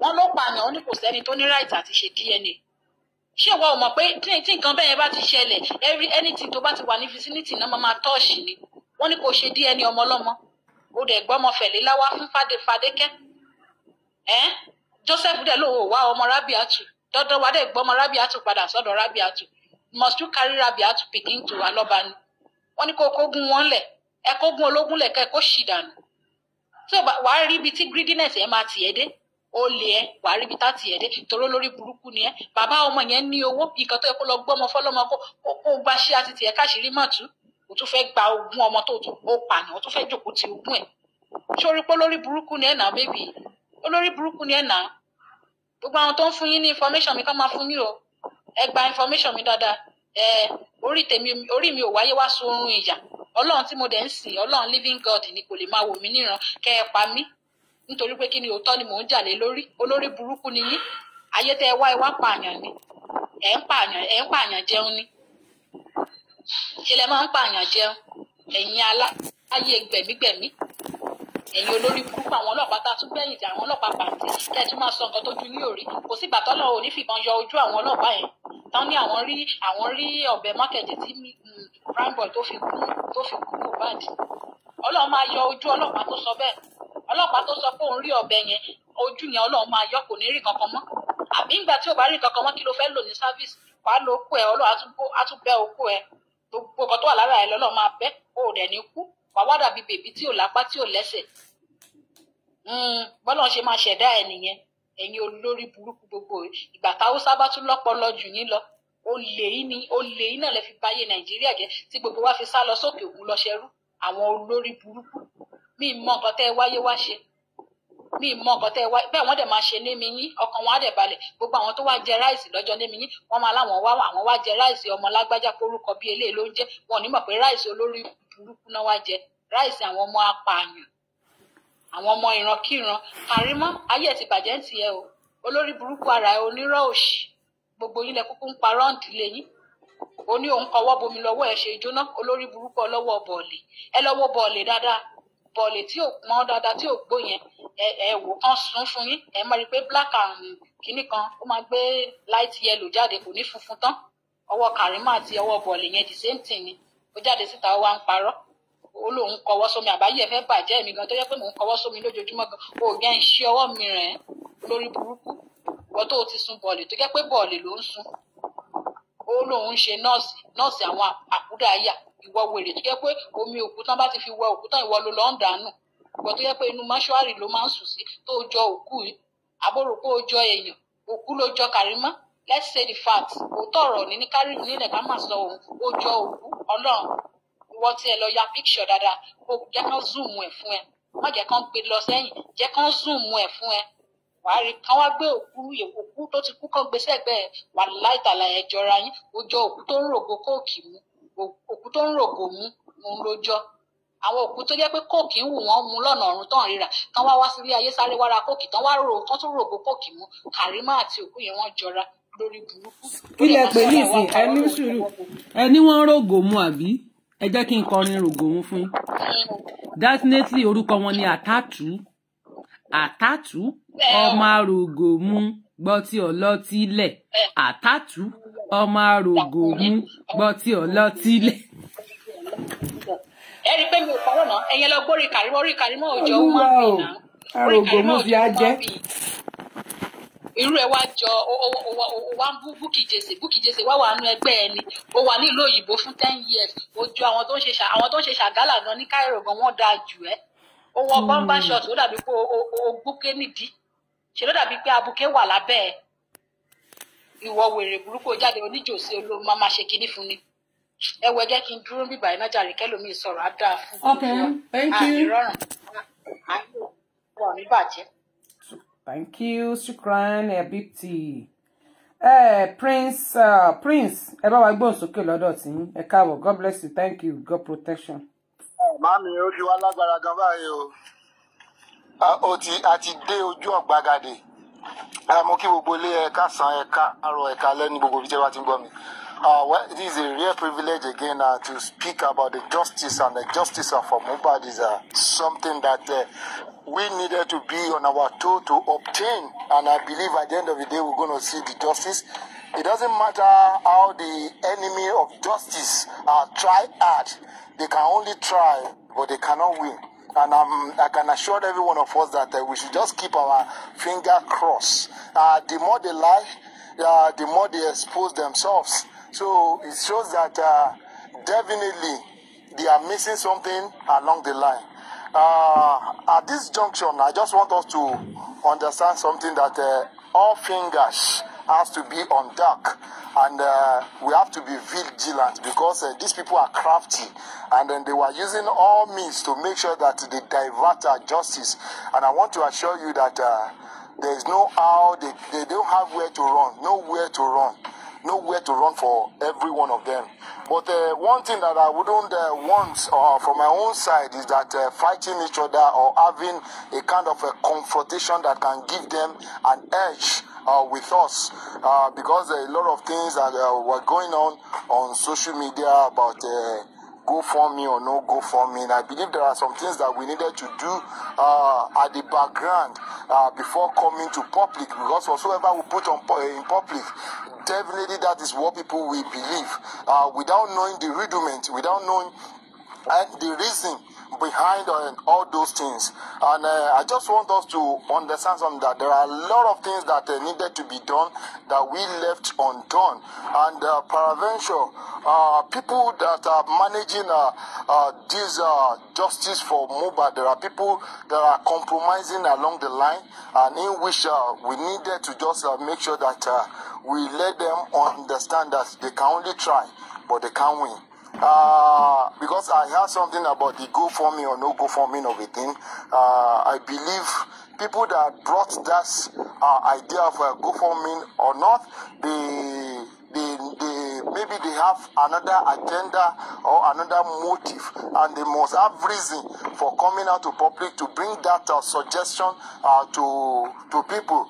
And I believe these justice for Møhbåd needed to be managed with utmost understanding between the people that are managing it.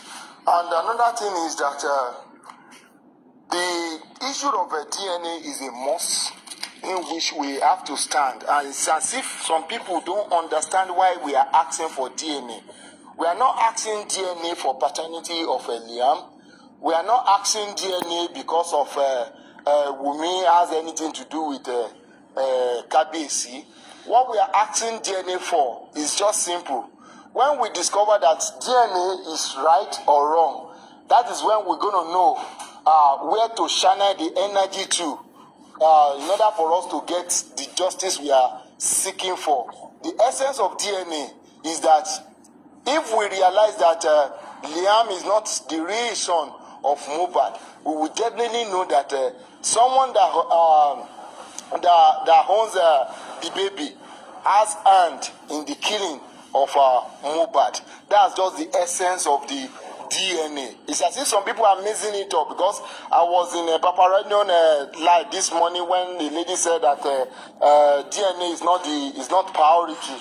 That the DNA is not priority, that autopsy is priority. Everything. There's nothing must be left undone in searching for who kills Møhbåd. Nothing must be kept behind or hidden in this case. All tone must not left untouched. We have to touch every angle.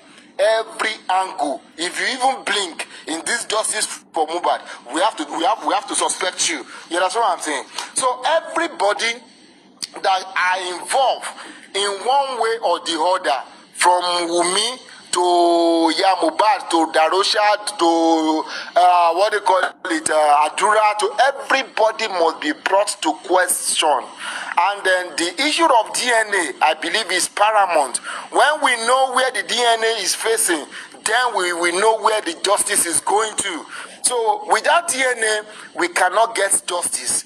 DNA is a must, and DNA is what is going to give us the justice that we are looking for. And I believe, I don't know why Wunmi just keep parabolating, beating around the bush.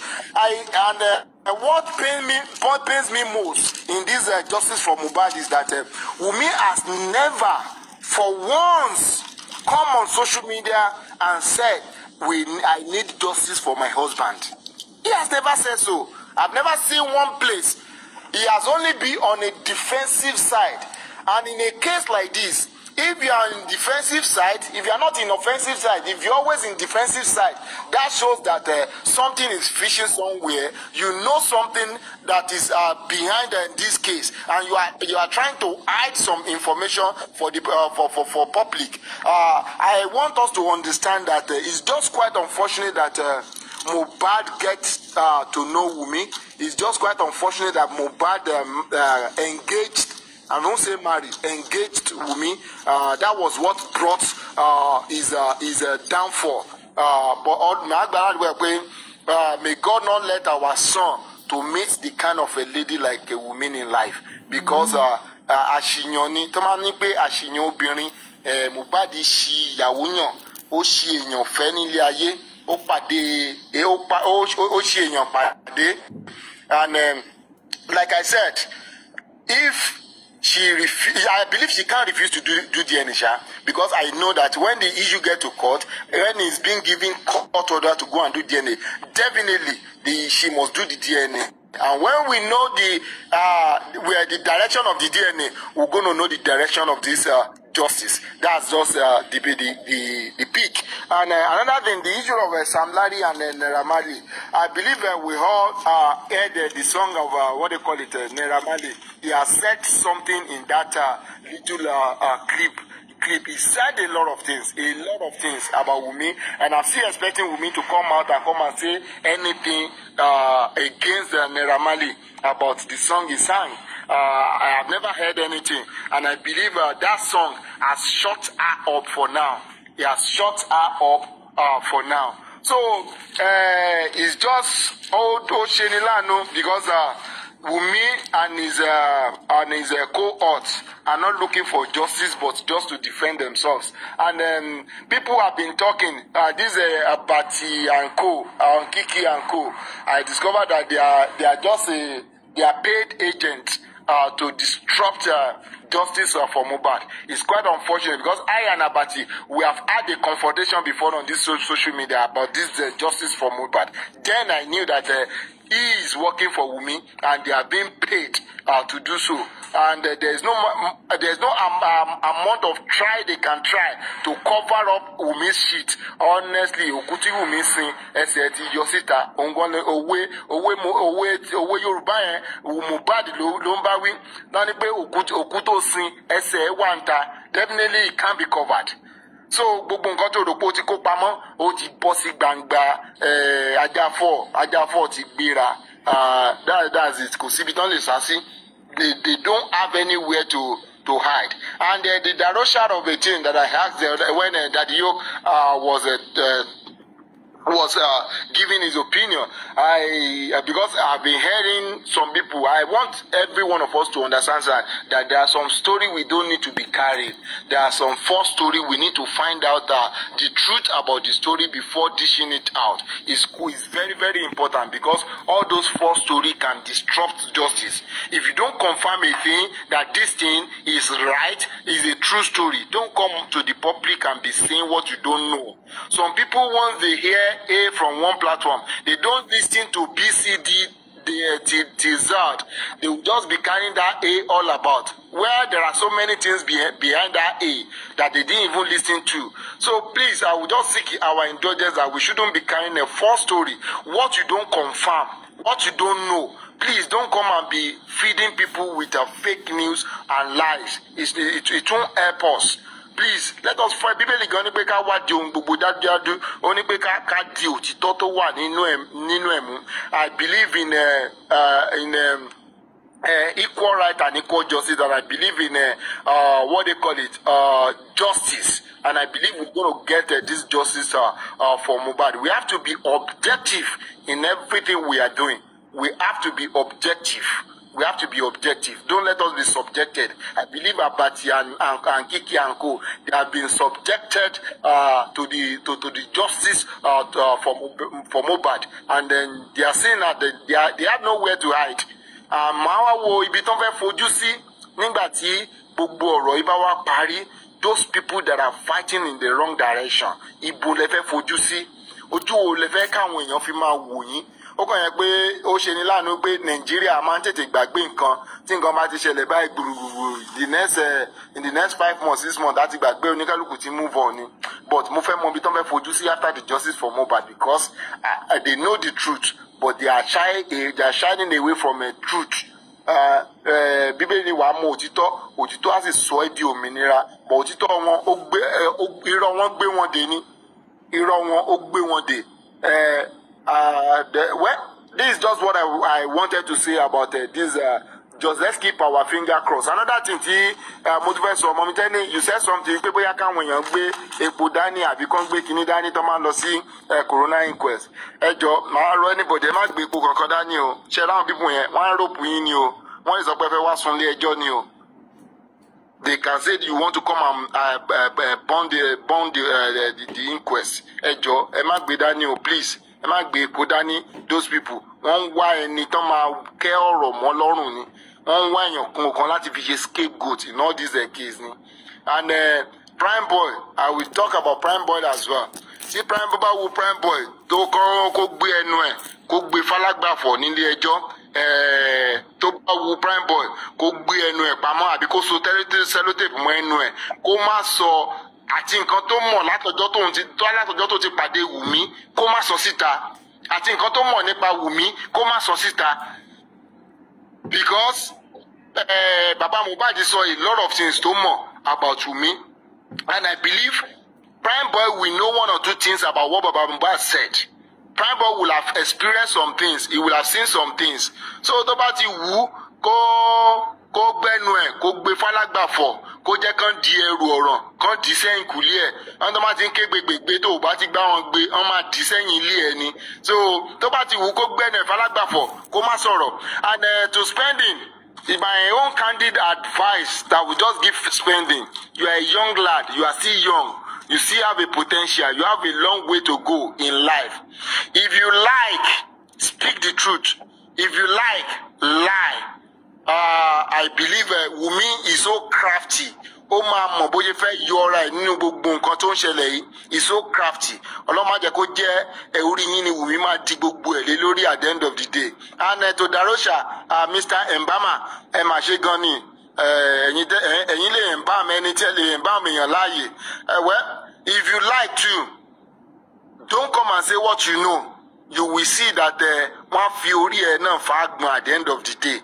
at the end of the day Wùmí máa fi orí ẹ̀ fún àgbọn nǹkan tó so wo àti Wùmí papọ̀ ọjọ́ máa tún yín ká ni torí ní Èkìtì àwọn rédèrèdè nígbẹ̀yìn àlè èpè nígbẹ̀yìn rẹ̀ ṣùpá wọ́n rédèrèdè ló máa gbẹ̀yìn yín méjèèjì at the end of the day gbogbo nǹkan tó so yín papọ̀ ó máa padà tún yín ká náà ni kò sí ni wọ́n ní ìmọ̀ tún ìmọ̀ òsì ìmọ̀ ẹni ni wọ́n ní kì í dalẹ̀ ìmọ̀ yín méjèèjì ò lè dalẹ̀ kò sí bẹ́ẹ̀ ṣe lè ṣe tó ìmọ̀ yín ò lè dalẹ̀ gbogbo nǹkan gbogbo òkú tẹ́ sin ẹsẹ̀ ti yọ́nlẹ̀ gbogbo nǹkan tẹ́ ń fi pamọ́ tẹ́ ń dè pamọ́ tẹ́ rò pé nobody sees you àwọn èèyàn tó ta fà sókè tó yí tó borí òun lọ̀rọ̀ yín wọ́n ní bọ́ba yé ò rí ọba ọ̀run ń wo ẹ̀yin méjèèjì nǹkan tó so ẹ̀yin ìwà àti Wùmí papọ̀ ó padà máa tú yín ká at the end of the day ni so if you are being called to question if you like don't say the truth at the end of the day gbogbo yín ọjọ́ máa kó yín mọ́rọ́gà ni at the end of the day mo sọ yín mo dúró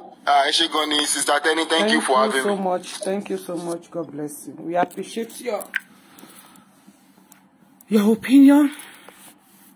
Gùrẹ́sì ti bọ́lẹ̀ anyways a dúpẹ́ fún ẹ̀yin tí ẹ darapọ̀ mọ́ wa bóyá ẹ̀yin tí ẹ ṣì wà lórí ìkànnì bóyá ẹ ní àwọn nǹkan míì tí ẹ sì fẹ́ fi kún ọ̀rọ̀ yẹn kó tó di pé a máa end up nǹkan ṣe yìí because we will still come back tonight to talk about other things.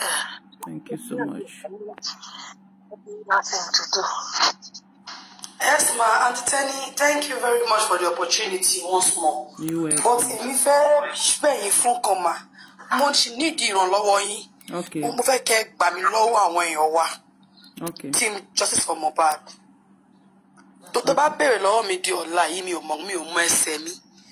Tó fi ń pè mí ní onírọ́ to the extent àwọn tí Wùmí wọ́n máa wá sórí platform mi wọ́n máa pè mí ní onírọ́ wọ́n máa sọ̀rọ̀ sí mi. Tiwa náà ọ̀bọ ṣe ń bú mi nìyẹn. Dọ́là yìí tẹ́ bá bẹ̀rẹ̀ lọ́wọ́ mi máa ní mi ò mọ nǹkan tí mo ṣe àní mo ṣẹ̀ lára wọn. Ṣé ẹni wọ́n ṣe fèmí gan. Mo fẹ́ sọ kíní kan sí ọmọ ẹ̀wọ̀ ẹ bá mi bẹ̀ wọ́n because mi ò mọ nǹkan tí mo ṣe till now. Nǹkan tí mo mọ̀ pé mo lè sọ nípa ọ̀rọ̀ nurse àbí nurse ni pé the first time ọ̀rẹ́ mi like bí sister mi náà ní TikTok yìí náà ní Mercy Idris lọ́wọ́ kọ́ gbọ́rọ̀ nurse wá sórí page mi. Mo lè sọ fún mu ní ẹ lè máa sọ̀rọ̀ nurse ní báyìí ẹ gbàgbé ẹ anytime tí tó bá wu ẹni tó yọ nurse ní prison àbí cell any decision tó bá take ẹ já gbà fún bẹ́ẹ̀ because òun náà ò ní fẹ́ tẹ́ you understand ìyẹn lọ bẹ́ẹ̀. The next one was on Paparazzo's platform the same day by the same lady tó jẹ́ Mercy Idris mo tún sọ pé bọ́lẹ̀ àmọ́ màá pè ẹ́ lórí WhatsApp màá explain one or two things fún ẹ. Why? Because that day one she spoke about that nurse I started lynching up and I asked him few questions. Mo ní lady yìí ṣé ó wà okay ó ní ó wà okay pé bèbí yẹn pé wọ́n ní kò lè sọ̀rọ̀ gan because ó ti wà traumatized ìgbà ṣàwò. I said okay fine just make sure she is fine and she can go to the inquest and talk. So I explained the same thing to Idris Mercy. I said this is what is on ground. So I feel maybe she's not well okay for her to come out and talk. That's why lynching and co are not bringing her. Me about one still America, but I've been seeing what the man has been doing. He has been going up and down. At least one needs to talk. Maybe I'm online again because I'm a married woman with kids and I'm okay with my husband. So, but at least let's show some opportunity. Like, okay, this person is trying. That's how I carry the whole issue.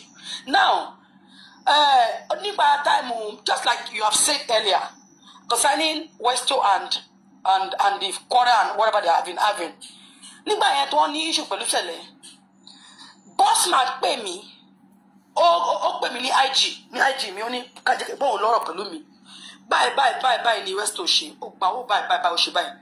Mo ní tó àwọn tó kówó fún Westo ojú wọn ò fọ́. Wọ́n dẹ̀ fi bọ́ sí wọn lórí.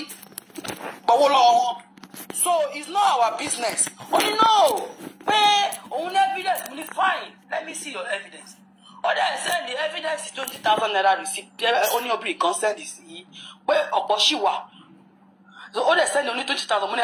Ṣé 20,000 ni a fẹ́ máa bínú sí mo kàn tún lock up mi ò bá wọn sọ ọ̀rọ̀ yẹn. In fact, mo lọ sí live fún Sẹ̀lẹ̀, mo ní Sẹ̀lẹ̀, can we work together and settle this thing outside this TikTok ó drop mi ní life ẹ̀ mi ò mọ ibi tí mo ti parọ́ léyàn o. The next thing the same boss man wá sí lynching platform ní ọjọ́ mẹ́rin tó lọ ó wá sọ pé kọ́kọ́ máa ṣe ìwádìí ọ̀rọ̀ àwọn host ìbáṣepọ̀ àwòṣàwò ni mo ní èmi náà wà ní box mo ní wá now pé because of pé èmi nǹkan like for instance nísìn bí wọ́n ṣe wá bá èmi tó pè mí tó ní báyìí ló ṣẹlẹ̀ kí wá tó torí pé because o ti fún mi ní evidence kan kí wá lọ máa sọ fún àwọn èèyàn pé okay ẹni báyìí ló sọ fún mi ní báyìí just to get their trust that I'm not lying. Do I have to mention your name that it is you that give me the information? The next thing won't drop me because mo yẹn sọ̀rọ̀ àwọn gangi ṣẹlẹ̀ àwọn ìka gang wọ́n bẹ̀rẹ̀ sí máa blast me tó mi sent lórúkọ lady yẹn gangi wa as in group justice ló wà èrè kò sí èébú tí wọ́n fún mi dó orí ọmọ mi wọ́n pe ọmọ mi ní Almanjiri àwọn tó ní àjọ ń jà fún justice ni o and they dropped me wọ́n dẹ̀ drop me ní box wọn Mọ́mí tẹ́lẹ̀ Makade, ẹjọ́ má bínú mo fẹ́ sọ nǹkan kan. Ẹjọ́, there are some things that needed to be seen behind the scene. This is the reason why that we don't need to be fighting each other. How can you be insulting the innocent child? Come on, let's stop fighting. Publicly, you can get our contact and discuss that with her. No, because all those things is on public already. Public, you want to talk. Now, Prince Alabi, public, you want to talk. He said he had issue with me and all of that. Now you are saying I should get her contact. Wait, let us finish talking. I will know what to do. I will know what to do. Distraction. There are some issues we can solve amicably behind the scene, please. Okay, amicably. Wait, so let me talk, please. Please. Wait. Please. People will talk because this is where I'm saying from the beginning that we don't need to be fighting with each other. I can't barawa jani. So anything one drag it on about so opinion rẹ̀ a má jẹ́ ká sọ pé ká lọ sọ ní kọ̀kọ̀ because public náà ti drag it public náà ti insult ọmọ tí ó gbé wá so sínú justice tó ń jà lọ́wọ́ tó ń sọ̀rọ̀ sọ ọmọ tẹ́ wá ní kí n lọ bá mo ti bá wọn sọ̀rọ̀ nígbà tọ́rọ̀ kọ̀kan kọ́kọ́ ṣẹlẹ̀ lákọ̀ọ́kọ́ ìkọ̀kọ̀ ni mo pè wọ́n tí mo pè wẹ́ẹ̀mù parẹ́fà tí mo pè kí n bá wọn settle ọ̀rọ̀ yẹn orí mi náà bounce gbogbo ọ̀rọ̀ yẹn lé lórí tó pé mo pè kódà gara wọn náà tó ń sọ pé ẹ má gbé kọ́ọ̀lù wọn kọ̀kọ̀ tán àwọn tó ń pè sórí fóònù ẹ má gbé kọ́ọ̀lù wọn mọ́ I've tried my best that time pé kí gbogbo issue ẹjọ́ wàhálà yẹn kó lè settle orí mi náà bounce lé lórí mo yára yọra mi kúrò so anything èmi ni pé kí n kàn mú wọn ládùúráìtì níta pé ẹ má bára yín jà mọ́ ìjà tẹ́ ń bára yín jà ti ń pọ̀ jù so Àyìnkẹ́ Adé ẹni sùúrù ṣẹ̀gbọ́ ìyá mi ẹni tó bá ń bu yín wọ́n ṣe máa bú èmi wọ́n drag mi ẹni tí ń bá ti rí wípé ó ń bú mi ó ń drag mi máa ń gbá wọn sí blocking torí pé n tí mi ò gbọ́ ìkùyí dùn mí ẹni tí ń bá ti rí pé ó ti sọ ohun tí ò ṣe nípa tèmi gbogbo àwọn tí wù mí yẹn kò sẹ́ni tí mi ti block lórí TikTok yìí àfi tèmi tó bá ní àkáǹtì mi ló kù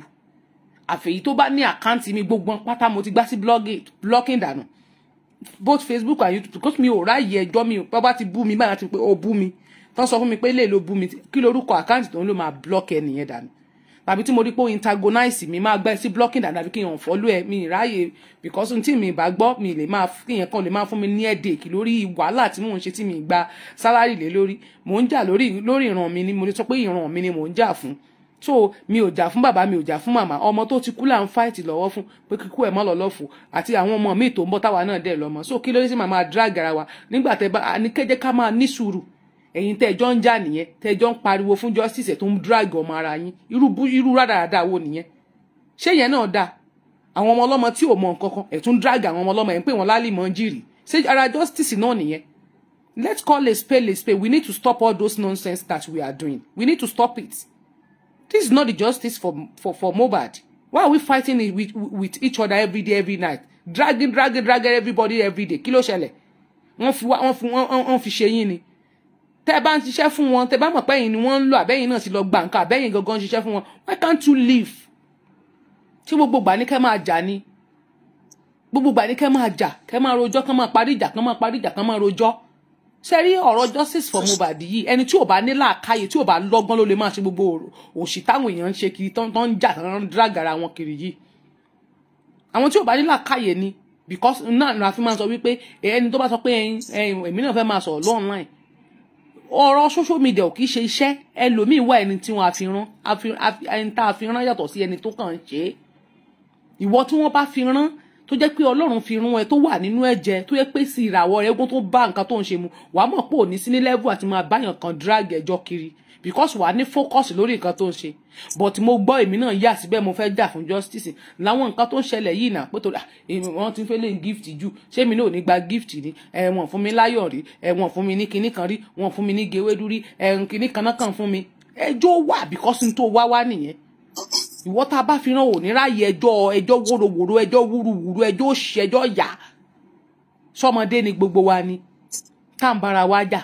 báwo nìyẹn ṣe papọ̀ mọ́ ìjà Mohbad ẹ mọ́ drag àwọn ọmọ ọlọ́mọ kúrò nínú nǹkan tó wà ńlẹ̀ nígbà tẹ́yìn tẹ́ jọ ń jà lórí kọ́ọ̀sì kan náà lórí line kan náà tẹ́ tó ń drag àwọn ọmọ ara yín báwo nìyẹn ṣe rí gbogbo ẹ̀ náà ló nírọ́ ẹni tẹ́ bá ti mọ̀ wípé ọ̀rọ̀ rẹ̀ ò bá ti yín mu ẹ̀ sì fi sílẹ̀ kó máa ṣe titi ẹ̀ ṣé dandan ni kẹ́ máa drag gbogbo ẹ̀ náà ló nírọ́ ni ẹ pè mí náà ló nírọ́ ẹ̀ sọ oríṣiríṣi sí mi ẹ sọ̀rọ̀ sí mi tẹ́ fi gbomi dé jáde lójú mi báyìí so ẹ jẹ́ ká stop ká máa bára wa fa wàhálà lórí unnecessary things ẹni tó bá ti lè sọ̀rọ̀ báyìí ó ti dọ̀tá nìyẹn ẹni tó bá sọ opinion rẹ̀ tẹ́ bá sọ fún pé nǹkan báyìí ló ṣe tí ò bá tó bá gbẹ́ fi palẹ̀ náà ẹ jọ̀ọ́ nítorí Ọlọ́run ẹ má jẹ́ ká bára wa jà mọ́ ẹ jẹ́ ká ní focus many things la lè discuss tẹ́ ẹ bá tiẹ̀ ní nǹkan míì tẹ́ fẹ́ sọ gan ẹ kàn jẹ́ ká kàn máa liberate lórí ara wa pé ok wọ́n sọ àwọn ok nínú àwọn ọ̀rọ̀ tí wọ́n sọ ẹ lọ padà gbé fídíò kí náà porúkọ rẹ̀ ẹ lọ gbé information tí Wùmí sọ ní kóòtù ẹ lọ máa tún sọ eléyìí tàdúrà sọ ẹ lọ máa tún kà kẹ́ tún máa sọ lé lórí eléyìí tí DJ Bami sọ ẹ tún lọ máa tún sọ lé lórí ẹ lọ tún kà information wọn tán sọ ní quest ẹ lọ èyí tí bàbá náà sọ ẹ lọ sọ jáde ìwọ̀nba tí spending ti sọ nínú tiẹ̀ ẹ gbé jáde ẹ tún sọ̀rọ̀ lé lórí tẹ́ bá mọ̀ pé ẹ ní information ẹ ní kankan tẹ́ bá wá mọ̀ tẹ́ fẹ́ kò dandan kọ́ ni kẹ́ wá sórí social media tẹ́ bá wá wò pé ó wù yín kẹ́ wá ẹ máa gbá géèmù kì í ṣe pé kẹ́ wá kẹ́kẹ́ máa wá drag èèyàn bó bá wù yẹn lè wá kẹ́ máa jóná bó bá wù yẹn lè wá kẹ́ máa tó fi yẹn ṣe advice fún àwọn èèyàn ọkọ láya ìyàwó ẹ̀yin ọkọ tẹ́ bá ti ń rírù kan báyìí dára ìyàwó yín ẹ mọ̀ sọ pé ó ṣe oore fún mi rí mi ò lè kọ́lẹ̀ ìwọ ìyàwó àwọn ọkọ mi ṣe kinní kan báyìí fún mi rí mi ò lè kọ́lẹ̀ ẹ̀yin kankan wà tẹ́ pé ẹ̀ ní faradà kó má de pé ó máa yọrí síkú fún yín we can do that without pé ẹ̀kan rojọ́ tí mi bá ní information tí mo fẹ́ sọ sí màmá rojọ́ màmá waste data ni màmá wa run data ẹjọ́ nítorí ọlọ́ẹ̀jẹ́ ká ní sùúrù o ayé wo ò ní ta o tiwa ò ní yẹ o má bínú Àyìnkẹ́ Àdè ẹ fi wọ́n lẹ̀ ṣẹ gbọ́ just forget about it please ẹ ní focus nínú nǹkan tẹ̀yìn jà ẹ focus iṣẹ́ tí naam naam. mo kàn fẹ́ ká understand lọ́kàn ni wọ́n ní má ta mi sí mi lára kò dédìí odò if you are fighting for justice know wípé wọ́n máa tẹ rẹ̀ bẹ́ẹ̀ lára kàn ní àmójúkúrò láti gbọ́ mi ọ̀nkù mi ẹni tó máa tẹ rẹ̀ báyàn lára ṣẹfẹ́ gbọ́ mi kò ní jẹ́ ẹni téèyàn jọ wà ní same course ẹni tó máa tara báyàn lára ará àta ló ní right láti sọ pé irú àwọn ti Wùmí wọ́n lè tara báyàn lára ní táwọn ti Wùmí bá ń bú mi mi ò kì í sọ̀rọ̀ lé lórí honestly mi rí tí wọ́n rò sọ ẹsẹ̀ ìjọ òkè mo ti ẹ̀fẹ́ kẹ́ fi tèmi ṣàkókò kọ́kọ́ gbogbo ìgbà táwọn ti Wùmí ti ń bú mi ìjọ wò lẹ́rí mi kékeré dé bọ́tà kí wọ́n máa fún wọn lésì èmi ò ráì bí kan torí pé kì í ṣe ọ̀rọ̀ ìmọ́lẹ̀ ni mo fi sọ tí ò ráì yé mi. tí mo lọ ni pé àwọn ọ̀rọ̀ kan wà tẹ́ pé o tẹ̀ ní láti dáhùn. bó ṣe wà yẹn tó bá sọ̀rọ̀ sí mi tí mo rí pé bú mi àìmọye èpè àìmọye èbú. wọ́n sọ pé o ṣe you understand once you debunk it once fi wọ́n sílẹ̀ àwọn ló ní ẹnu àwọn lẹ́nu nǹkan tó bá wù ẹlẹ́nu ló lè fẹnu ẹ̀ sọ. naam. ẹ ṣe ọkù làákàyè ẹ̀dẹ̀kú ètò. ẹ má bínú o Àyìnkẹ́ ẹ má bínú ṣe gbọ́ àmì ẹ má bínú ẹ fi wọ́n lẹ̀. ẹ̀yin tẹ́ ń tó ti ọmọ ọlọ́mọ ọlọ́run á tó ti yín náà because ẹ jẹ́ kí n sọ pé bí ẹ̀mẹ́ta rè tí màá rí pé ẹ jáde fún reconciliation tèmi mọ́ o àbí kí peace lè wà pé ẹ má kọ́ọ̀tù má bá òsì jà kó sì má bá ọ̀tún jà kí nǹkan tá a ṣe kí a lè pawọ́pọ̀ ká dẹ̀ lè focus ìyẹn mi ń pé a lè ṣe mistake ẹ jẹ́ ká correct ara wa nínú ìfẹ́ ẹlòmíì mọ̀ pé tí wọ́n bá ní thick skin tí wọ́n bá lẹ́mìí tó lè drag àwọn kan wà tó yẹ pé yes níbi tí wọ́n bá ti ń jà tẹ́ ti ń búra yín ó máa sú wọn pé why am I in this circle ẹ kàn máa jẹ́ káwọn èèyàn yẹn kàn tara yín kàn máa kọsẹ̀ àbí kàn máa fi nǹkan tí ó jẹ́ òótọ́ lẹ̀, which is not right. Gbogbo wa pátá, very few of us ni mo lè sọ pé bóyá àwẹ̀ àyàn kọ̀ọ̀kan lórí pé kán máa drag àbí kán máa ṣe kinní kan. Ṣé rí gbogbo ọjà tá à ń bára wa jà yìí? Èmi láìkì láti máa, èmi tiẹ̀ máa encourage àwọn tó wà ní other side pé ẹ continue. Òun ló máa ń jẹ́ kí èèyàn mọ̀ pé yes, mo ní láti increase tempo mi. But ẹ̀yin tá a jọ pera wa ní ẹgbẹ́ kan náà, tá a jọ náà ń jà fún kọ́ọ̀sì kan náà, ká máa drag ara wa unnecessarily. Irú kíní yẹn ó bóyá sàsí ni o, bóyá ìlara ni o, bóyá kíní kan ni o, mi ò lè sọ. But èmi ò mọ bí baálé ilé àbí ìyáálé ilé tó jẹ́ pé ojoojúmọ́ bí ìjà ni bí ká máa call ara wa out. It's really getting messy. Tí host kan ò bá bá host kan fà, panelist kan bá panelist kan fà, or kí commenter kan wá bá commenter kan fà, adẹ̀lájọ wà ní adẹ̀lájọ ń fight fún same justice. Ṣé a lè ronú?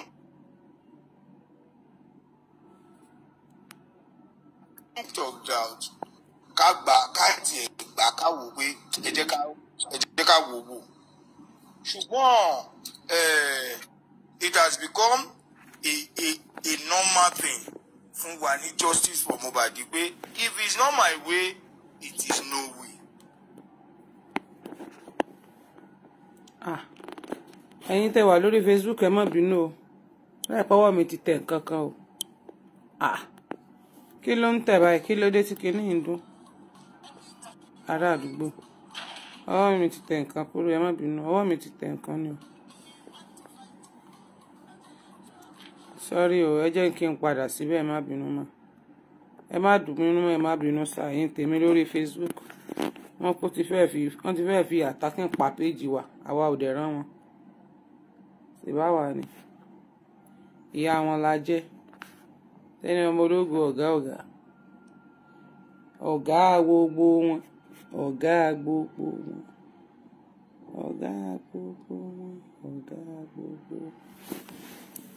Tẹ́ni ọmọ ológo lọ̀gá gbogbo wọn. Ẹ má bínú ẹ̀yin èèyàn mi o. Kíní yẹn gbé mi jáde ni o. Ọwọ́ mi ló tẹ̀tẹ̀kútẹ́ o. Tó gbé mi sígbò.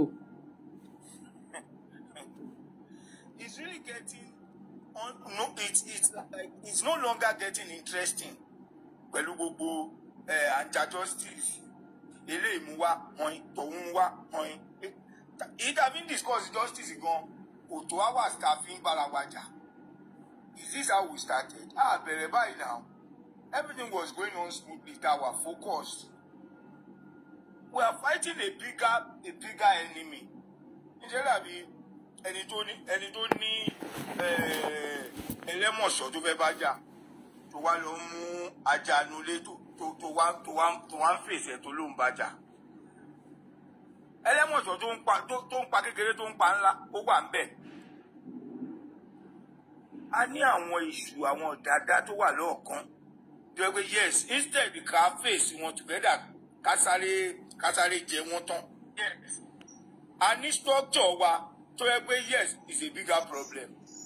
A ní àwọn ìjọba wa, whether àwọn show understanding ni o, whether àwọn compromise ni o, whether àwọn fẹ́ gbéra wọn kalẹ̀ gẹ́gẹ́ bí ọ̀tá ni o, instead of us to face them and fight them, níṣẹ́ la ń bára wa jà. Àjọ àgbélé kíní kan how long gbogbo bí tẹ́ bá rí pé ẹ ti lè bá àwọn èèyàn yìí sọ̀rọ̀, ẹ bá wọn sọ̀rọ̀. Bóyá kẹ̀ kí kọ́mítì kékeré kan wà, anybody tó bá ní issue kó máa lọ report mbẹ, ẹ má gbé wá sórí kíní mọ́. Ẹ lọ bá kọ́mítì nǹkan tẹ́ni ìbá ṣe, wọ́n á dẹ̀ sọ́mọ̀ nẹ̀. Everybody will be subjected to pé okay, kọ́mítì kan wà o, àwọn bíi 4-5 kan ló wà ńbẹ̀ o, tẹ́ bá ní issue ẹ lọ síbẹ̀, ẹ má mú any issue wá. And I still blame it on all of us. Most of ẹ̀yin tẹ́ jẹ́ host wa tá a máa ń tẹ̀lé. Ẹlòmíì host tó bá ti bẹ̀rẹ̀ life ẹ̀ báyìí, ó fẹ́ bá ẹni tó ń pè lọ́tà, ó fẹ́ bá jà ní. Thank you, Àjọkẹ́ Adé. àwa náà à bẹ̀rẹ̀ a máa bá fà á máa bá ṣe kínní. If it's possible fún wa gan láti host tó bá ń drag anybody we should just ignore that host everybody kúrò lẹ́yìn ẹ̀. Justice of Mohbad ní nǹkan tá a fẹ́ sọ. Even if whatever is happening tó bá wrong ẹ jẹ́ kí a advice ní kì í ṣe ká máa drag. Tó bá kù díẹ̀ káàtó ẹ jẹ́ ká sọ pé àkíní yóò máa ẹ jẹ́ á ṣe báyìí. Tó bá dàbí gba àti ń fà ó ti okay àti gbọ́ or at least ẹ ṣá mọ̀ pa àṣọ ṣá. Okay nǹkan tẹ́ ẹ sọ yìí ẹ jẹ́ ká gbé yẹ̀wò ẹ má wọrí. But anybody tó bá fẹ́ drag host kan tó bá ti mú ẹjọ́ ẹnìkan wá pé ẹnìkan ṣe nǹkan kan fún everybody kan kúrò lẹ́yìn ẹ̀ kan kúrò mbẹ̀ kò sálẹ̀ chance. Kò sí tipátipá I have to be in your platform àbí mo èmi àti ẹ ń pín coins àbí tiger ẹ ló ń pa tó ń bẹ orí ẹ̀ fún. Àbí tán rẹ ni mo jẹ sí. Àbí tán ẹ ni mò ń bẹ́ẹ̀ gbà. Ìwọ tó ń gba tiger mọ bó ṣe ń gba tiger èmi fowó mi ra data tí mi rẹ ni fún mi ní kíní ó tẹ́ mi lọ́rùn. Àbí. Ká kúrò lẹ́yìn wọn ká má máa encourage wọn láti. Àwọn tó yẹ láwọn tó yẹ pé tán máa ti ń jà yẹn tó yẹ pé time tán máa ń jà yẹn náà máa ń fún wọn ní gift yẹn àwọn gan ìka ni wọ́n. Ìka ni wọ́n. Ọ̀gá kú rẹ̀ ṣe wá gbọ́ o. Tẹ bá rí pé ọmọ tó wá pè yín pé kẹ wá jọ ní wọn drag tẹ bá gbà drag ẹ máa wá di ọ̀tá wọn á máa lépa yín kiri kí ló dé. Ó ga o. Ó ga o. Ti dá à ń gbọ́ yín kù rẹ̀ sí. Ó ga ọ kínní hello ṣé mò ń gbọ́ báyìí. Bẹ́ẹ̀ ni à ń gbọ́ yín. Ó dáa kí n jẹ́ ọ̀tá sí òdodo kí n jẹ́ ọ̀tá nínú òdodo tó pé kí n wá jẹ́ ọ̀rẹ́ nínú irọ́ àbí ẹ̀tàn lọ. If tí bá mọ̀ pé kíní ìhòòtọ́ ni ẹ mú mi lọ́tà ṣé wọ́n mú mi lọ́tà ni mo mọ̀ pé on the cause of justice ni mo abide pẹ̀lú ìdí òtítọ́ ìdí òdodo ni mo wà ibẹ̀ ni máa kú sí no matter what. Let the world continue to drag me till I stand on justice and on righteousness. Bíbẹ̀ olórin oyè Christian ni mí CAC ni mo ń lọ olórin wá sọ fún mi pé tí ò bá sí ìdálẹ́bi lọ́kàn wa ìsinmi ológo la máa ní.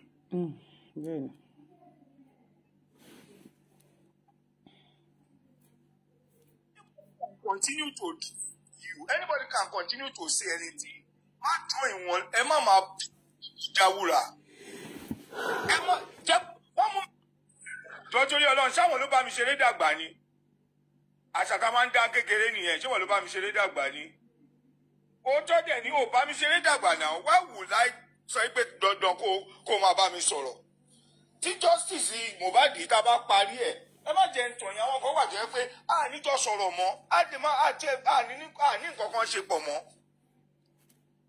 òjò tó rọ̀ tí ó tètè dà ló kẹ́yẹlé pọ̀ má dìyẹ náà àwọn kan wà wọn aṣẹnu wọn sọ̀rọ̀ sí ẹni àwà tún rẹ́rìn sí wọn ṣebí nítorí nǹkan tó bìlíìfù nú ẹ̀ ni ó fẹ́ kó tọwọ́ ẹ̀ bàjẹ́.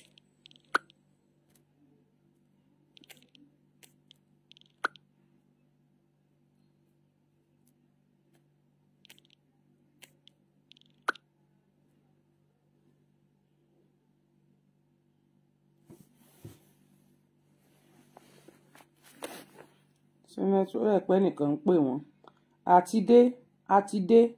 àti dádé ẹ bá wa sọ̀rọ̀ kí gúrẹ́ sì fi padà dé. It's like bẹ́ẹ̀ pé someone is calling him.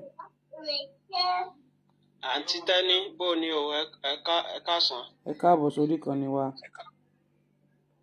Ẹ̀yin náà lẹ tún wá ń pè àti dádé àti dádé ni. As I was saying ẹ má jẹ́ àwọn tá a ní láti drag àwọn tó ń gbèsè yín kà ní a ní ọmọ kú síbì kan àwọn tó ń gbèsè yín pé ẹ wá kinní kan ní nǹkan ṣe kan bákan ní nǹkan kan ṣe ṣẹlẹ̀ àwọn yẹn la máa drag ẹ má jẹ́ ká drag ara wa even àwọn kan wà jẹ́ pé àwọn èèyàn wọn lọ́ọ̀ ní bẹ̀rẹ̀ wọ́n fara pẹ́ wa kò sí nǹkan tó kàn wá as long as tá a mọ̀ wọ́n ẹ má jẹ́ ká ní mind because kíní kan wà tí wọ́n bá sọ nǹkan kan tó bá ti gbà wọlé wọn á ní Wùnmí ló ń ṣiṣẹ́ fún un ẹ mọ iye tó ti stigmatize tó ti sọ tó ti bà lórúkọ jẹ́ Wùnmí ní ẹ máa gbọ́ nǹkan tó ń ṣe Wùnmí Just because this person has refused to key into your own idea and opinion to gbé kalẹ̀.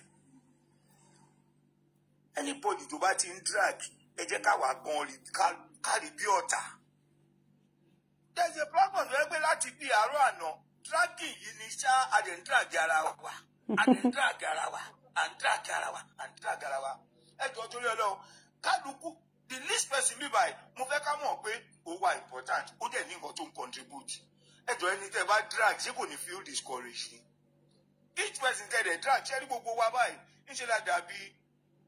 Mo lè má bá yín sọ̀rọ̀ rí kí n like yín kó yẹ pé nǹkan tẹ́ bá ń ṣe mo fẹ́ mo like ẹnìkan wá drag yín èmi gan tí wọn mọ̀ tó jẹ́ follower yín àbí tó jẹ́ pé bóyá bí mo jẹ́ ni tó like yín bóyá bẹ́ẹ̀ ṣe máa ń ṣe show yín èmi kan wà discourage pé ẹ má dà wọn lóhùn wọ́n dẹ̀ máa bú àǹtí aláǹtí ó dàbò rí wọn fọ́ ẹ lọ́nà ń pàjọ mo mi lọ ń ṣiṣẹ́ fún I will feel discouraged. A lot of damage òun la máa ń kọ̀ sí pa dragging tá à ń ṣe tá à tí ọ̀pọ̀lọpọ̀ mọ̀. Tó dẹ̀ jẹ́ pé at the end of the day nǹkan tẹ̀ ń drag lé lórí ẹ máa kó jẹ́ o but àwọn tẹ̀ ti bà conscience wọn jẹ́ ńkọ́ àwọn tẹ̀ ti jẹ́ kán kùnà through your own ọ̀rọ̀ tẹ̀ ń sọ ńkọ́. Why not go behind the scene and drag yourself or sort things within yourselves? Why bring it to public forum?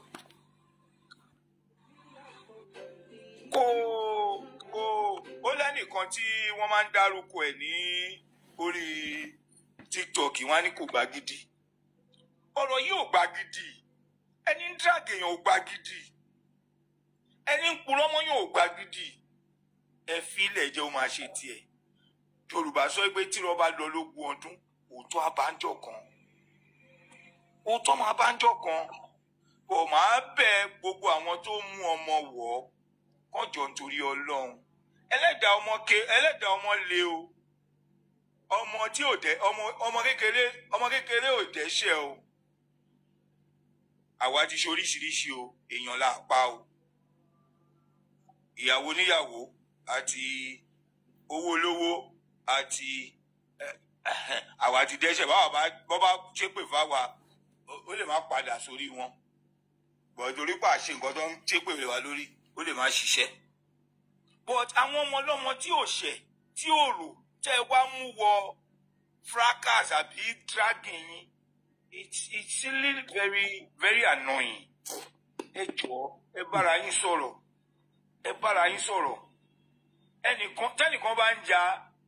tẹ́nìkan bá ń ya ewúrẹ́ ẹ jẹ́ kí kejì yá àgùntàn. Two wrongs can never make it right. They can never make it right. Two wrongs. Eléyìí ń gbó tọ̀hún náà ń gbó. What do you want? Àwọn tó ń drag kí ni nǹkan tó fẹ́ gbà ń bẹ̀? At the end of the day, if we love ourselves, ní drag ara wa o. Because Bíbélì sọ pé love your neighbor as yourself. Tó o bá fẹ́ ọmọlàkejì ẹ gẹ́gẹ́ bí ara ẹ. Anything tó bá ń ṣe láti fi bà ọmọlàkejì ẹ jẹ́ láti fi mú wálẹ̀. Ìwọ kan wò pé tó bá máa jẹ́ mi náà ló máa mú wálẹ̀ yìí inú mi ò mà ní dùn. Eléyà náà sọ̀rọ̀ sóhun ó tẹ́ pẹpẹ gbá ó tún dá ọ̀rọ̀ padà ó tún ẹja fàájá ẹja ṣe wòtòwòtò. Àwọn very senseless words tí mi ò lè imagine pé I can find myself in such a gathering. Ẹja fàájá ẹja ṣe wòtòwòtò ẹja torí Ọlọ́run. As in, I never in my life have I envisaged myself in such a circle. Intellectual discussion, bring it on. Give you time, say your own. Give me time, let me say my own. Let superior argument reign. That is what. Kì í ṣọ̀rọ̀ agídí, kì í ṣe wàhálà, kì í ṣe. Àwọn táwa máa ń bá fa wàhálà, àwọn làwọn tó nágbára, àwọn superior power. If it is government, tẹ́bá ní ó yá, ẹ jẹ́ ká lọ sí state house àbí ká lọ sí kinní kan ká lọ ṣe ra wa léṣe síbẹ̀.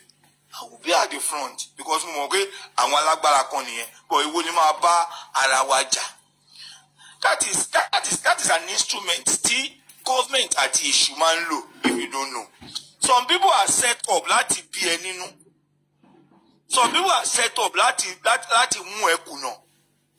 Some people are set up They are set against you just to provoke you. Could lose thought, could lose touch, could lose relevance. Why not avoid them? Why not avoid them? Bible survey me only ohun ìkọ̀kọ̀ lè ṣaláì má wáyé, ó ní ègbé ni f'Olúwa ẹ̀. Leave them for their woe. Ohun ìkọ̀sẹ̀, as in bad thing ò lè ṣe kó má ṣẹlẹ̀. But woe unto the person, lẹ́ni tó wá through ẹ̀. They might come and sọ̀sọ́kùsọ̀ wọn lọ now. I hear it. At times I can use anybody's account. I can use any name to go into any platform. I forward them. I gbọ́ gbogbo ẹ̀. Àwọn mi ní dúpín. I gbọ́ gbogbo ẹ̀. Jordan, that will not reduce my bank account. Could any add more? You only say it, and after 2-3 days, and I like Nigeria so much. More like Nigerians gone. When you drag, it's only for short time. It's only for short time. A lot of people, some people will drag you and insult you in the morning. They will go, the money, it's not like that. What are we now saying? What are we doing? All this. I drag it to be a drag on. Already anyone le. For your information, Corona inquest is on Monday, on the 15th. Issues what we come and discuss for our come solo to me. Instead, only Corona inquest, I told you drag. Plant everybody, but put it on the table. Let's encourage it. Let's encourage it. When Jesus was sending forth out his disciples, oh yeah, you go this way. Oh yeah, you go this way. And they started spreading the gospel. We can fight from different angles. Public, oh Baba, oh yeah. The public encourage him to do it. Different persons, different groups, different interested organizations. Let them be fighting. All we want is justice. There is only one thing: justice, not our. It's not like Christian, Muslim, ọ̀run náà ni gbogbo wa ń lé. Kò sí tó bá sọ pé nítorí mo ń ṣẹ̀sìn báyìí, I'm going to hellfire. Heaven ni gbogbo wa ń lé. We're just pursuing heaven. Gbogbo wa tá ń jà fún kiri, from any group, any caucus or anything. You can fight from any angle. We are fighting for justice. Ṣùgbọ́n àwa so myopic. To the extent that if you are bringing somebody to your own side, and the person is saying, fight your fight, let me fight my fight, it becomes your enemy. It becomes your enemy. But we can advise ourselves, that way you are going,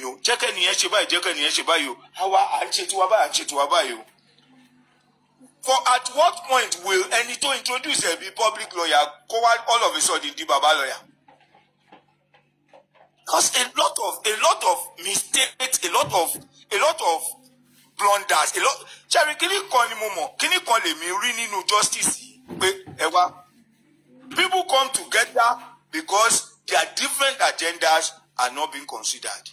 So it was easy for them to come as a force, but pick on one person agenda. Same people will still gang up together and face that person. But why can't we come and submit whatever we have? So we encourage one like to I was somewhere today. Money Kiniko, Baba, come and Baba should come and account for money Kiniko. If you want Baba to come and account for money, now. And I trust that man so much. Transfer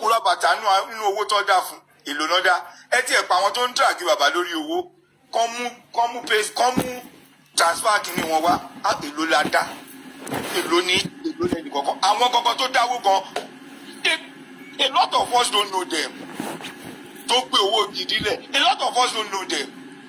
Bàbá yìí at any time tí ẹ bá kọlẹ̀kùn ẹ̀ bàbá ó yá ẹni ṣòun báńkì ẹ wá lọ print statement of account ibi tá à ń dáwó sí wa á print ẹ̀ fún yín everybody á rí gbogbo ẹ̀. You now come on social media. Bàbá yìí kìnìún kan wọ́n ti kówó jẹ kìnìún kan. Keep tracking of necessity. Ẹ jọ àwọn tó believe in justice yìí ṣé wọ́n ní wà discouraged when you say he has mismanaged. Àwọn tọ́dá side tó yẹ kẹ́ ká máa ju òkòlù gan tá a bá rí wọn because wọ́n ń gbèsè yín kà. Ṣé wọ́n ní máa rẹ́rìn pé sótàn àwọn olórí burúkú torí owó lọ ṣe kìnìún kan. Àwa sọ gbogbo ẹ̀ di yànpọ̀n. Aunty Tẹ́lí ẹ ṣé gan, I respect you so much, but kíní kan ni ẹ kọ́sàn bínú yín torí tẹ bá bínú ẹ máa ń bínú jù.